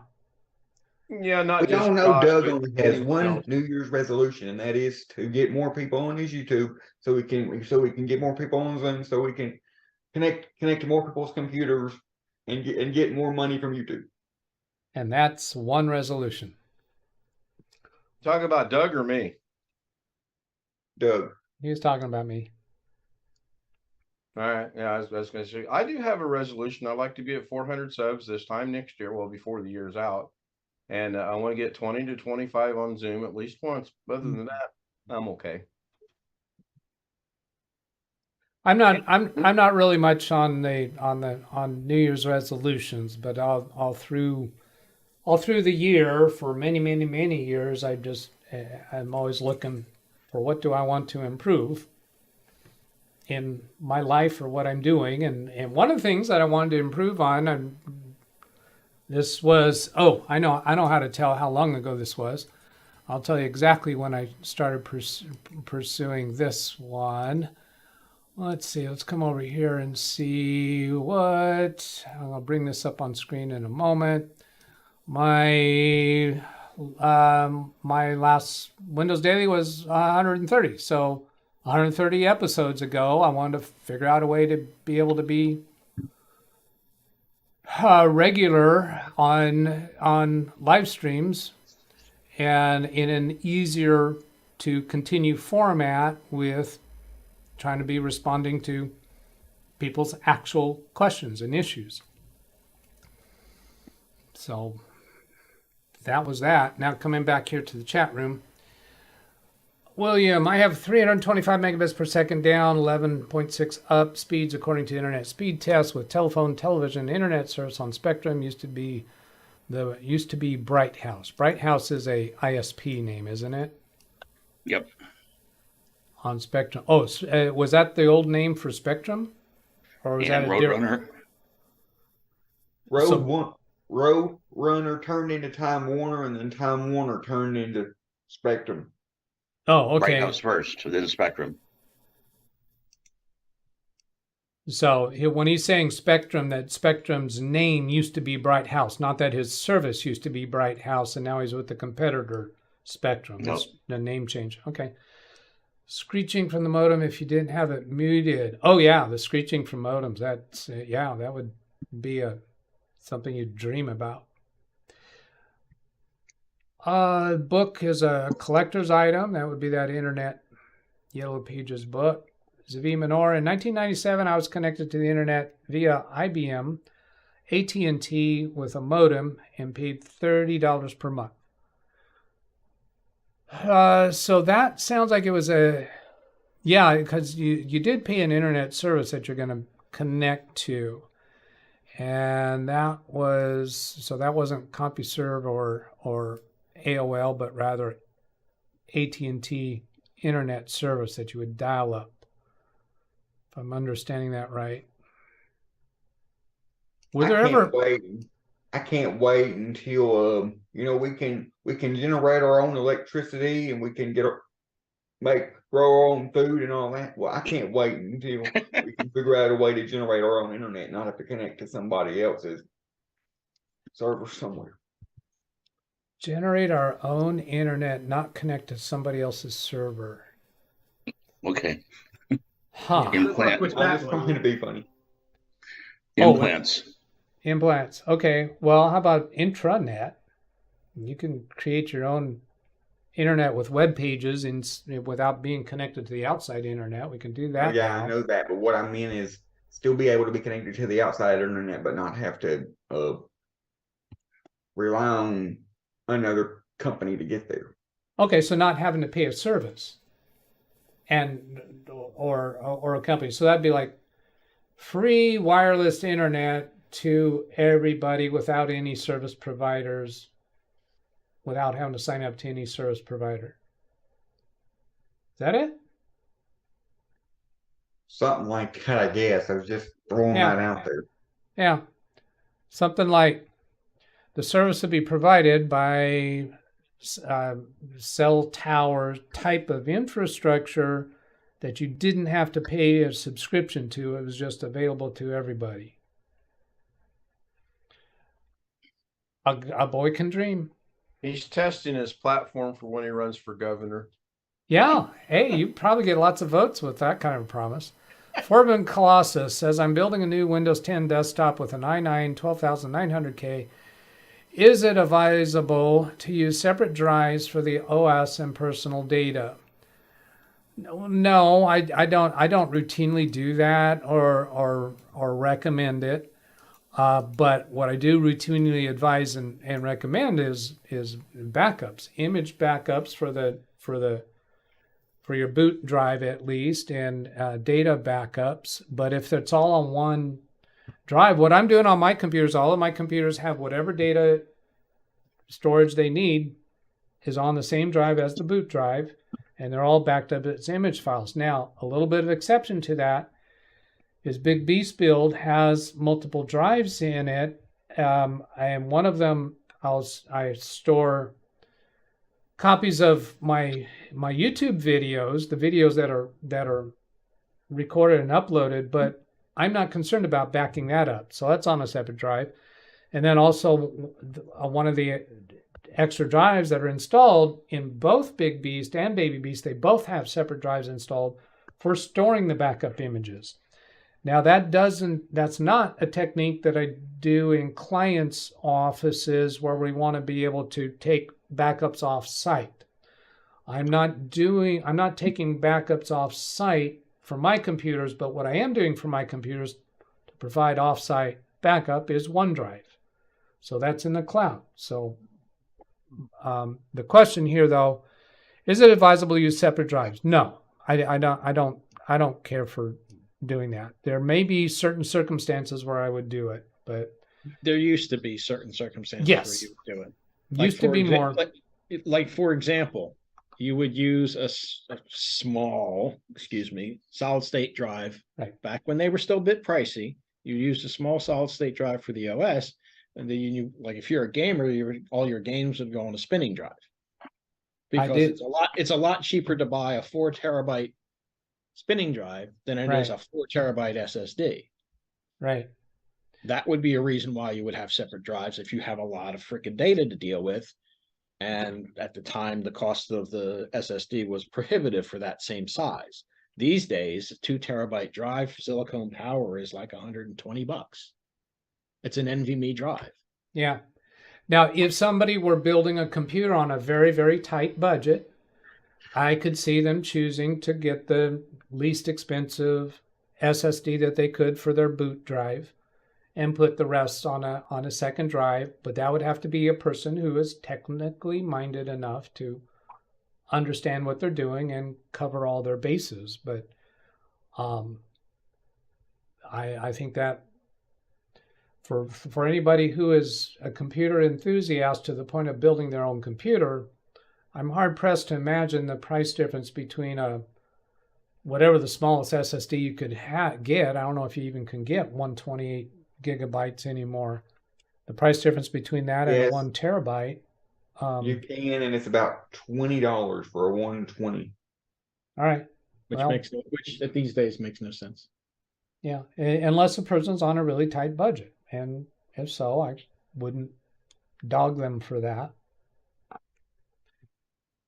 All right, moving on here. And some people are on, very restricted financial means, and that could be a reason for doing that. And I wouldn't give anybody grief over that. My first SSD was a 480 gigabyte, but I paid like $140 for from Best Buy for my laptop. Yeah. And I did do exactly what Jim was stating there. Is I had my first SSD was a 128 gigabyte, and I made it the boot drive in the computer and had a separate spinning drive for my data. And yeah, so I went through that, and I bought it pretty early in the days of SSD because I wanted to experience it. Right. To interject in what you're saying, I'm a separate person with the drive, but Windows 10 and 11, it's buried deep and everything is hard to get out in users directory. Yeah. Where it used to be, where do you want it, save it here. If you use, let's say, Visual Studio in your programming, you have to change 100 settings to get all your templates, all your source, all your backups to be on your D drive. I mean, it just doesn't go there. Yeah. And that's the problem now. And that's a reason to actually dissuade somebody from doing their boot drive on C drive and everything else on D, is because of the difficulty of managing all the settings to put things elsewhere. And I have done that in times. I'll go show where that happens in File Explorer, just to deal with. And actually, I've done this in clients' offices where their boot drive is running out of space. In order to free things up and immediately get back into service, I'll come right-click on Documents here, click on Properties, click on Location, and then move the documents to a different drive. So you click on Move here, and then pick where you want to move them to another drive and create a folder for it, and so on. And it will actually move the files to that other location. And you can do that for documents and for downloads and for desktop, I think. But it's really not a good idea. And there have pictures and music.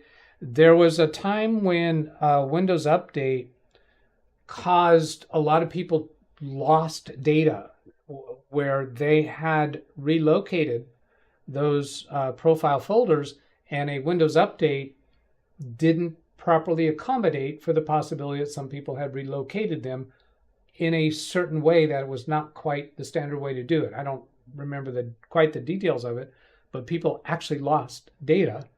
If they wouldn't have it, if they had it backed up, but... Well, if you take a look at Windows 10 right now and 11 and go to your users directory, yeah, you will have shortcuts to My Documents, My Music, My Pictures, and you'll have Documents. You'll have a shortcut that says My Documents to be compatible with like Windows 7 or whatnot. The software still looks for My Documents and My Pictures. Yeah. And I had a client that I've spoken about a few times where we're really increasing the security because they have to ramp up their security in the financial services sector. When we did those conversions for them, we had a huge difficulty with, I think it was Outlook. Yeah, because we were changing their profiles. All their profiles are now going to be stored on the Active Directory server and synchronized to their local computer via their Active Directory login.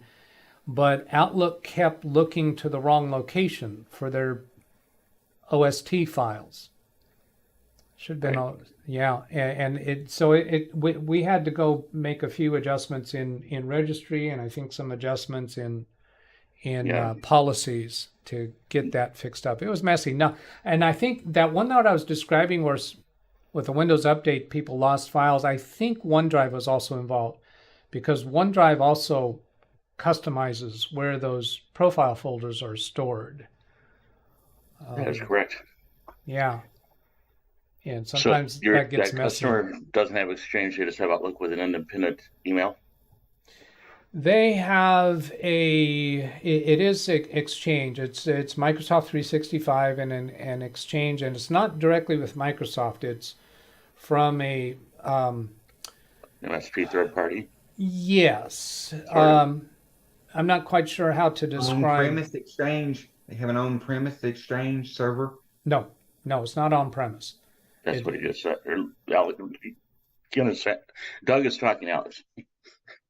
Yeah, it's not an on-premise Exchange server. It's a I'm trying to think of. Mike Smith talks about the service that he uses a lot. It's a Microsoft partner of some sort that is maybe a reseller of Microsoft 365. Reseller is not quite the right word. I don't know what the word is for this type of ISP. Yeah, I know what they're actually kind of switching away a little bit from that right now, I think, to be honest, from what I've heard. Well, I've had a few of my clients who had an ISP who is providing their email where the ISP has decided to not host email anymore. And so we've moved the client over to Microsoft's Exchange servers, but yet the ISP is still involved in the billing. And if we want to make changes to user accounts and stuff, we're supposed to open a ticket with the ISP, and they'll make the entries instead of me going to the admin panel in Microsoft 365 and making the changes myself. And I actually refused to do it. So we have some of the accounts in this particular client's office where we're paying the subscription through the ISP, but other accounts that we've set up since then, I've just gone straight to the admin panel in Office and bought the new subscriptions because I don't want to take the extra time involved to open a ticket with them and wait for them to respond and tell them how I want it set up, and then they set it up. Whereas I can just go onto the admin panel and set it up, and bada boom, bada bing, I'm done. Exactly. No, I mean, the one thing, there's two things about the C drive, and I agree with the C drive, the way you said it. Back this stupid thing up one way or the other. People don't do that enough. Yeah. Thomas Mac T says my blue has disappeared. Thomas Mac T, I don't actually recognize your name. Does anybody else know that name? No. Maybe from Carrie's channel? I'm a little reluctant when that's the first I've noticed the name. They say my blue has disappeared because not recognizing it. Nobody's recognizing 2 years though, but say again. He's been around 2 years, but yeah. Brings up an interesting question. Can you lose mod status if you don't show up and participate? No. Or does it have to be taken away? I think it has to be taken away. As far as I know, it's got to be taken away. I haven't participated in Carrie's for quite a while. I've been one of his moderators for I don't even know how long. Was this before or after you started checking the internet speeds? Of course, the only reason why I have maintained a moderator of his is because if I go in there and watch it for a few minutes, I shut up and don't say anything in the chat. So he don't even know I'm there. Well, Thomas, when I get to recognize you and you chit chat with us a little bit, and I realize that you are participating, then you'll be able to go blue. But this kind of sounds like the first time I'm noticing your name, and you're asking to be blue. And nope, that sounds like could be a troublemaker wanting to gain some ability to cause trouble. So we're gonna want to get to know you a little bit first. I have something funny to say. I know GM's answer to this already, but I just want to say it to be funny. Should I get a USB-C to Ethernet adapter to plug into my phone to be able to hardwire my phone when I get fiber optic? No, just get a fiber to fiber. It would be faster.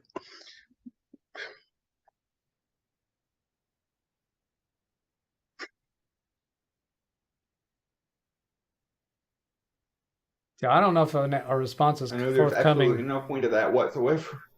Yeah, I didn't actually Well, follow as usual, it. lately, some of the things Alex says, I'm sitting here scratching my head going, what? Yeah. I'd have to go back and replay that to try to understand that.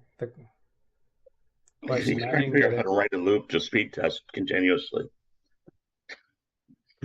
With Android, you can get a USB, you can get a USB Ethernet adapter, plug it in, so your phone will be hardwired instead of wireless. I can hardwire my phone by plugging in a power adapter. That what makes it connected to a wire. Has nothing to do with the signal. Okay, I'll bite. Is that like the little USB phone thing that we plug in our phone and then plug it into the computer? No, it's like I got a switch sitting here on my desk, a network switch sitting here on my desk. I would take a cable from the network switch, plug the USB-C adapter into the bottom of the phone where the charging port usually goes, and plug the network cord into that USB dongle, and then my phone would be hardwired instead of Wi-Fi. I can't even begin to see the point of that. Yeah, me either. You can do it to the TV. Let's go to a different topic. Yeah, shall we? let's move on. Let's move I didn't on. realize I would have to explain all that. I thought y'all would get it. I think Alex. it was intended as a joke, I guess. You could do it to the TV. Sam Think how fast Lazar. your videos to get there. Hello to Sam Lazar. Hello, Arnold Albert. Let's see. Gary asking Thomas McT how far from the sponge capital. Oh, down here he says, sorry that I logged on. I thought I was on Carrie Olsman's site. My mistake. Sorry that I logged on. That He thought he was on Carrie's channel. yeah. For All whatever right. reason. And You look he's like moderator Harry. on Carrie's channel, so I'm going to Similar quote hair, everything.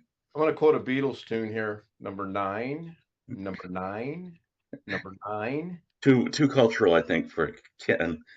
All Oh, right. Doug will figure that out. Oh, I was distracted. I didn't even listen to what you said. Say it again. I said I'm going to reference a Beatles tune here. Number 9, number 9, number 9. And you think I would recognize what that means? Why? Have you met me? Well, I actually thought I had it. I was on Josh Kender's channel. I was all confused. You think I have absolutely zero awareness of the song that includes the phrase number 9 from the Beatles. I have no awareness. Now, if I were to hear the song, I might say, oh yeah, I remember that song, but I would not even know that it includes the lyrics number 9. That's the only thing said in the lyrics, and I'm saying, please go to topic number 9. You were asking for topic number 9? No. Oh, Ken. Try well, hack. that's because I know what topic number 9 is. Put Alex in the waiting room. Yeah. Oh, No. we can only hope. Oh, we can only hope. Here's topic number 9, tryhackme.com progress update. I don't understand what you guys are messing with me. Peter Dobson, I have heard that USB-C is a terrible connector. The reason for that is the power and data lines are so close together that you can fry the data connection if something goes wrong. I have not heard that. I've never seen that, but Me either. Yeah, have I. Yeah, why use Ethernet on a phone? He was just trying to be funny, I think. Check out Ken Stout live to Forbin Colossus. Oh yeah, because Forbin Colossus says, does any of your panelists have their own tech channel? Yes, a few of them. Let's see, panelists. Going back to panelists. Let's see. Alex, I would he Ian, Easy now. Easy. Alex, Jim, Easy. Ken. Jim will build your computer for you. You in your dreams. Now they No. don't they don't focus on tech as much as I do. Ken Stout does every night, 7 nights a week.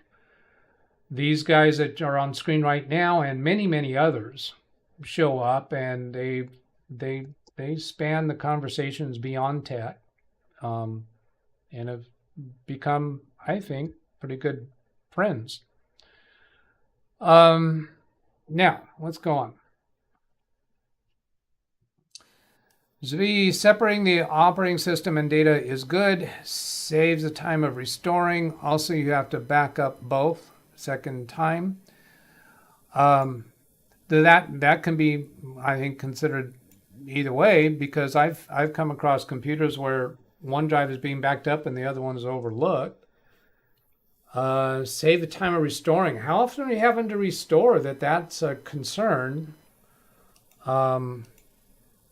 It also doubles the operations involved. So I think that argument could go either way.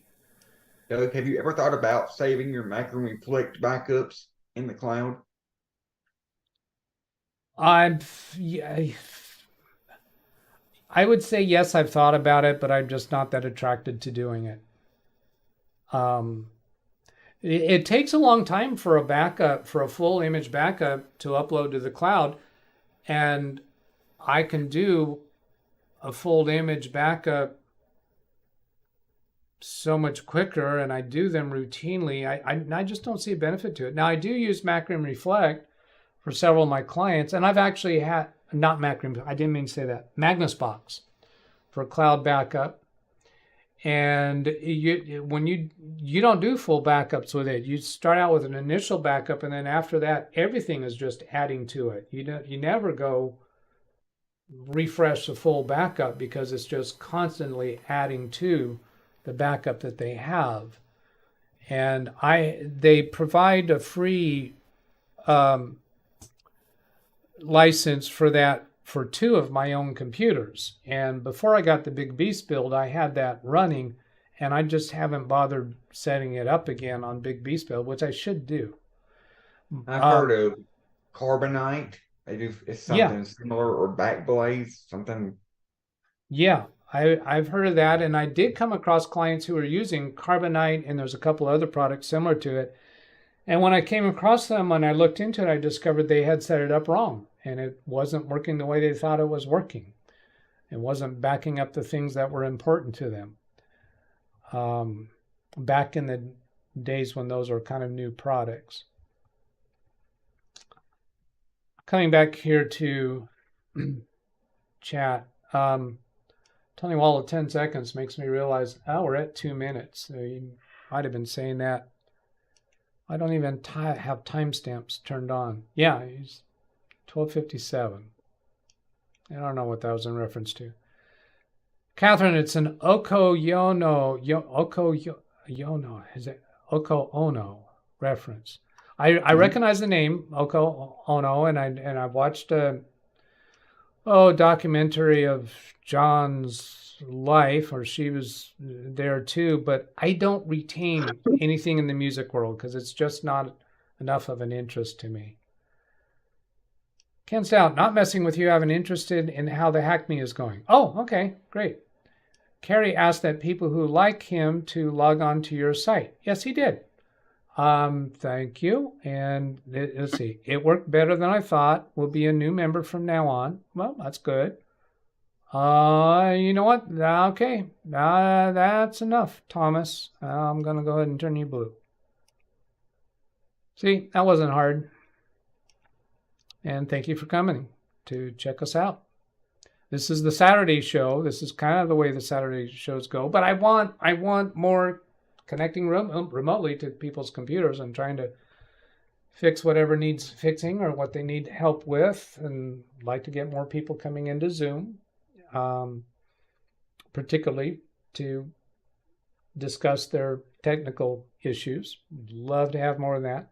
The daily shows called Windows Daily, Monday through Friday, try to keep that to half an hour and try to keep that as responses to questions that come by email or by comments or in the chat room. Okay, coming back. Wintermute to Forbin Colossus. Also... Oh, this is Jim's channel. Great. Thank you for putting that in, Wintermute. So I'm going to give you a peek at that. And He got that in there before I did. Pardon? He got that in there before I had a chance to put it in. Oh, before you had a chance to put the link in. Very good. So here's a list of his videos. If we click to sort by, let's see, last one was 3 months ago. So he's not as regular. Here's his most popular with 18,000 views 1 year ago.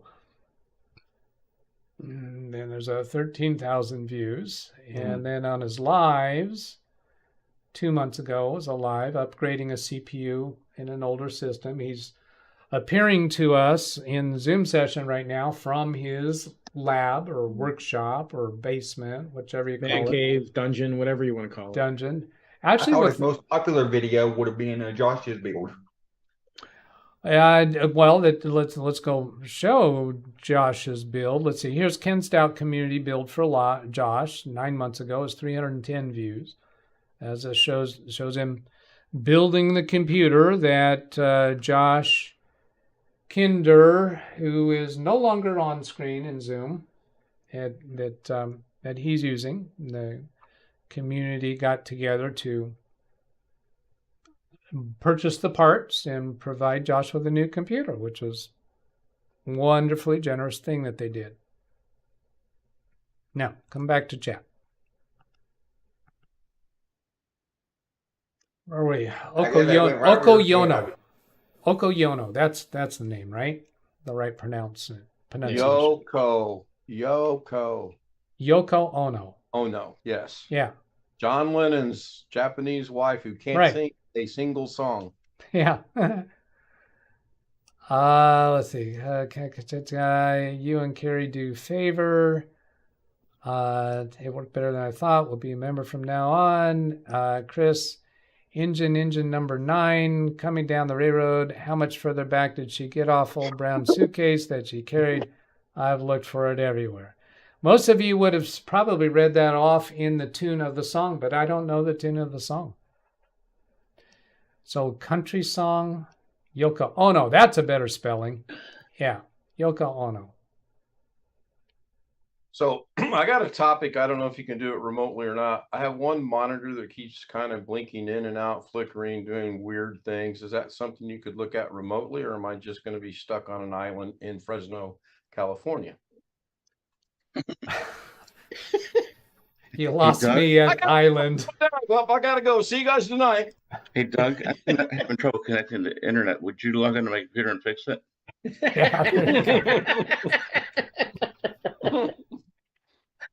Client call says Gary, my computer. First thing he's got to do is he's got to check your internet speed, and then he can go from there. In the phraseology that Carrie likes to use, client says my computer won't start up. Can you fix that remotely? I guess I just need to start, once I get my upgrade, I guess I just need to start being quiet, not saying anything at all about it. Okay. So Ken. No, I'm voting for yes on Alex's suggestion. Anyone else? Oh. We can stop going to places and do a speed test at every place you go to, Alex. That'll never stop, Gary. It may stop at my house, but it'll never stop going when I go anywhere else. Stay off your computers before they get done. In responding to Ken's question, you have a lot of non-standard connections for your various monitors and equipment.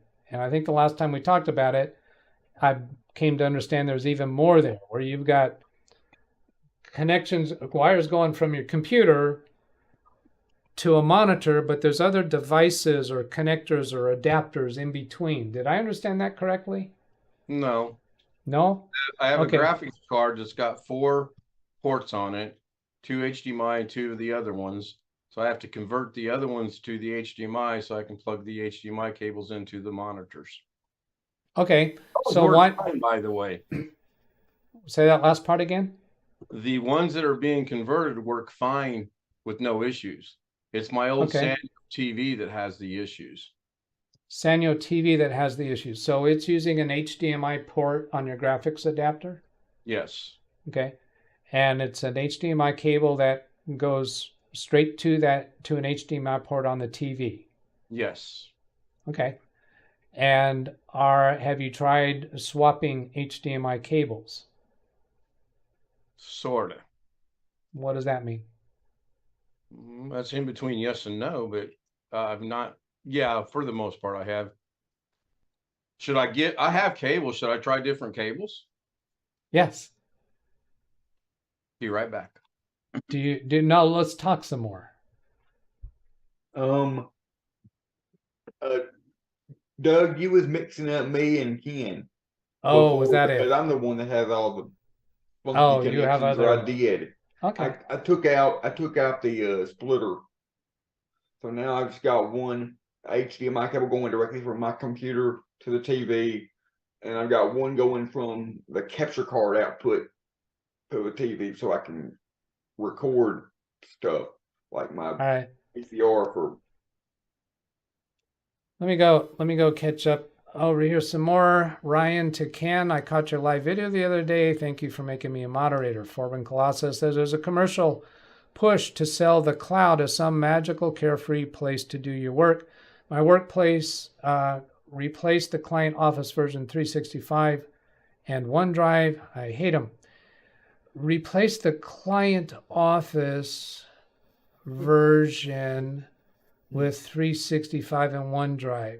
I think what he means is they're connecting to a server in the cloud, and everything's in the cloud, and they're basically just using thin clients or something similar. Maybe that might be what he means. And that's where my mind was going when he's saying the cloud, magical, carefree place to do your work. I have looked into the cloud computers from both Amazon and Microsoft, and I actually had a cloud backup running from a Microsoft server to Microsoft's cloud storage, and it started out at like $30 a month and then went to $60 a month and then $90 a month, and that happened over the course of 6 months because they charge for your storage that's on their system, and it's just becoming a nightmare to manage that. I switched that client over to Magnus Box, and it became much better. But I have gone on to Microsoft's cloud computing and set up virtual computers in their cloud computing to try them out, and I just didn't find any reason to be attracted to them whatsoever.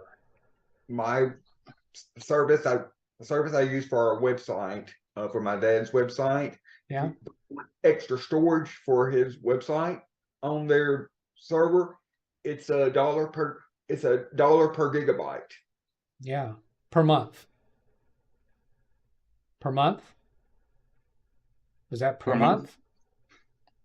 Number nine. Earth to Alex, is it $1 per gigabyte per month? Ken, your turn. Per month. Yes. Per month. Yes. So if you wanted 1,000 gigabytes on their service, you'd be paying $1,000 a month. Yeah. Very expensive. I got a quick question on HDMI cables. I have one that's gold plated. Is that better than the other ones? If it's really gold, It's supposed to be. It's supposed to be. it might be gold paint, which would be an insulator. Don't you check it by biting on the gold to see if it's real gold? Actually, real gold is softer than Yeah, steel. That's yeah. why you buy it. Quite frankly, if the cable's under 10 feet, I don't think it really matters. Well, it's probably It's just it's a long ass cable. Oh, I'm sorry, Deb. It's a long cable. long butt cable, not. I'll be back. I've Just- got just- somehow I think my cable's multiplied in the closet, but I'll be right back. All right. What are Sean's cables doing in the closet? I have Anyway, 15 feet. Doug, I had a serious comment HDMI about cables that are not Okay. gold Too plated. many people talking at the same time. I'm going with Gary first. I had a serious comment about the cloud. A lot of people, I mean, at work we have cloud. We have one in the Metro Detroit area and one out west, and we fall over to both. So if one goes down, we go to the other. But they're both company owned. All right. I mean, but is it the cloud? It's not Microsoft, it's not Amazon. But as far as the workers know, it's a cloud. Yeah. A Yeah. cloud is a computer that's not in your drive, not in your. Yeah, but there are real physical computers somewhere that you're accessing, and what you're accessing and using might be spread across multiple different pieces of hardware. Sure. And I mean, I understand. I mean, the cloud means different things to different people. now, yeah, right. Now, Gary, are you making any use within your company of actual cloud computing? No. Okay, so it's You're not even looking at that attractive when to you- you guys. We've done we've looked at Microsoft because of Azure and with the SQL, the amount of transactions we make and the amount of storage we make, it'd be astronomical over a year. Yeah, astronomical. Yeah. My cloud is my NAS. Every time a part moves down the line somewhere, I mean, even a simple, I'm not being funny, a screw comes out of inventory, it's registered. So we know where it happens and how many happened. And that hits the SQL each, it's boom, boom, boom, boom. And that'd be crazy, the transactions and the quantity. What kind of backups do you have in your company? We're doing failover and we do a tape off the site. A tape backup? Yeah. Now, you said off-site? Yeah, no, it goes off-site. It goes off-site, so you rotate them off-site, but you're actually backing up to tape. I didn't know if tape was still they're usable. cartridges. Yeah, but we're just doing the transactions to tape. I mean, and those are the transactions we're sending out to the other site. Okay, transactions. So it's transactions, not files? Right, we don't do files at a time, no. Interesting. Okay. Yeah, well, the files are when you have SQL, you actually have, we have multiple tables, but you have a database, and then inside a database you have tables. There's actually only one. There's like 2 logical files that are your database. Right. Okay. And inside of it, we have tons of tables. Mm-hmm. And you can't. We literally are working 18 hours a day. Yeah. And we will be hitting 24 in a week, hours a day. So if you are to actually have a massive data loss, would the restore operation be restoring the basic file structure and then restoring the transactions to those files? Is that? Yes. But if we had a loss, literally a fire, atomic bomb, we would fall over the other site and we'd be about 10 minutes behind. Okay. Yeah. We're actually doing RAID between 2 machines here and 2 machines there. Or the controller's literally sending each transaction out west. Now the recovery would depend upon the nature and method of the data loss as far as determining how you would recover or continue or switch over to the failover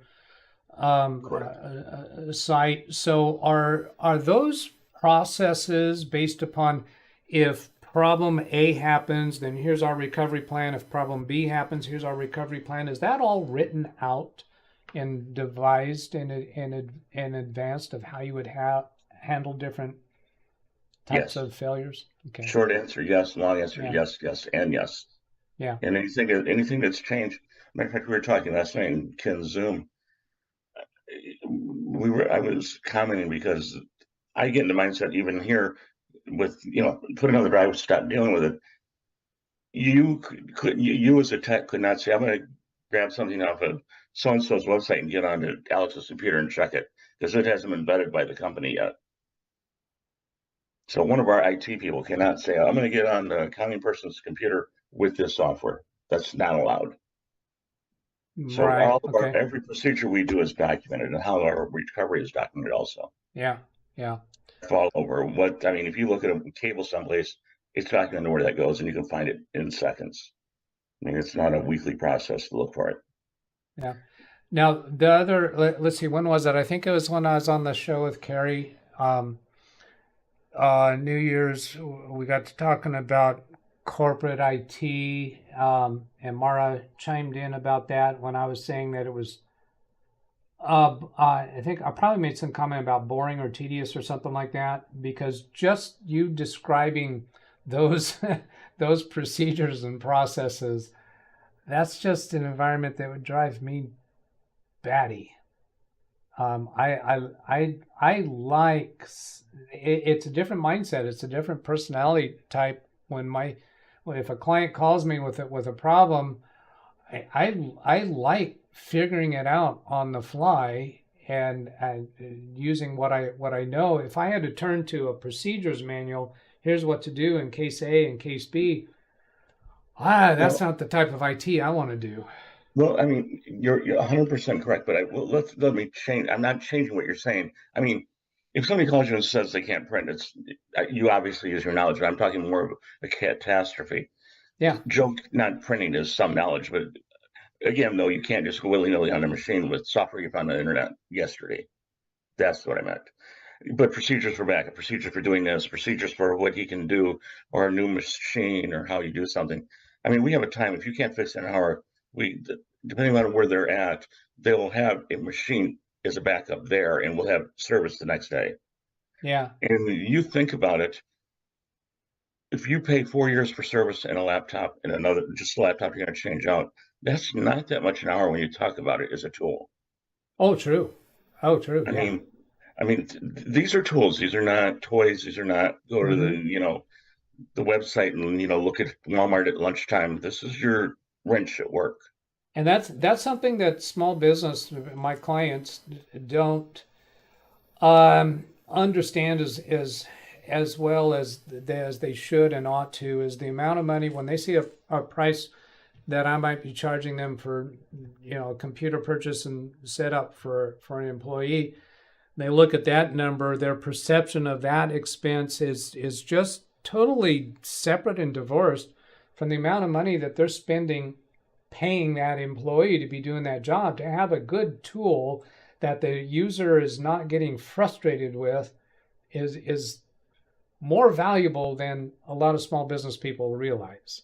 Well, we have, as I've told you before, my wife and I have a home family business going. To that, you look at a computer, or we had some employees look at that.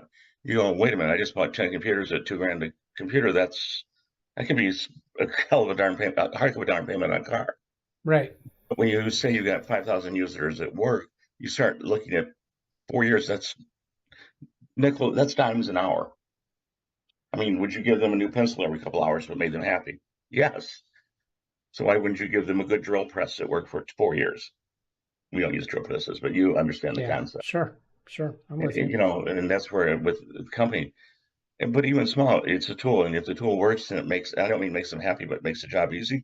That's what you're there to make them do. Yeah. And making it causing a circumstance, providing equipment or tools that makes the employee enjoy their work more and happier in their work has multiple benefits to it. I mean, I will add one quick thing. I said, and we wink, Cyber Monday. Were they allowed to on Amazon? No. Oh, no. Would anybody get in trouble for Amazon for 10 minutes? No. I mean, you don't abuse the privilege, if you know what I mean. Yeah. I have several of my clients that have actually been impressed with what they allow their employees to do, that some employers might be upset about, saying, no, that's... But we're pretty hardcore of what you can't do. And we monitor what you do. Because, and that last thing I'll say, because I actually got to get going, but if I walk by your computer, well, most of our people are working from home if they're not directly needed at the office. But if I walked by your computer and you were doing something nefarious, I could complain about what you're doing. Why did the company let you do that? I mean, if you had just artwork in your desk area that I could see, you might get complaints to HR. And it's the same with computers, because you can bring stuff into the company. So we have to monitor it that way. We don't monitor it to get you in trouble. We monitor it to keep it off the system. Yeah. All right. Look, I need to start winding this down too, because we've been long enough. So I'm going to do a last catch up with chat here, and then we'll wrap this thing down. Thanks, Gary. We'll see you later. Another cable, I believe the object gold plating to reduce oxidation.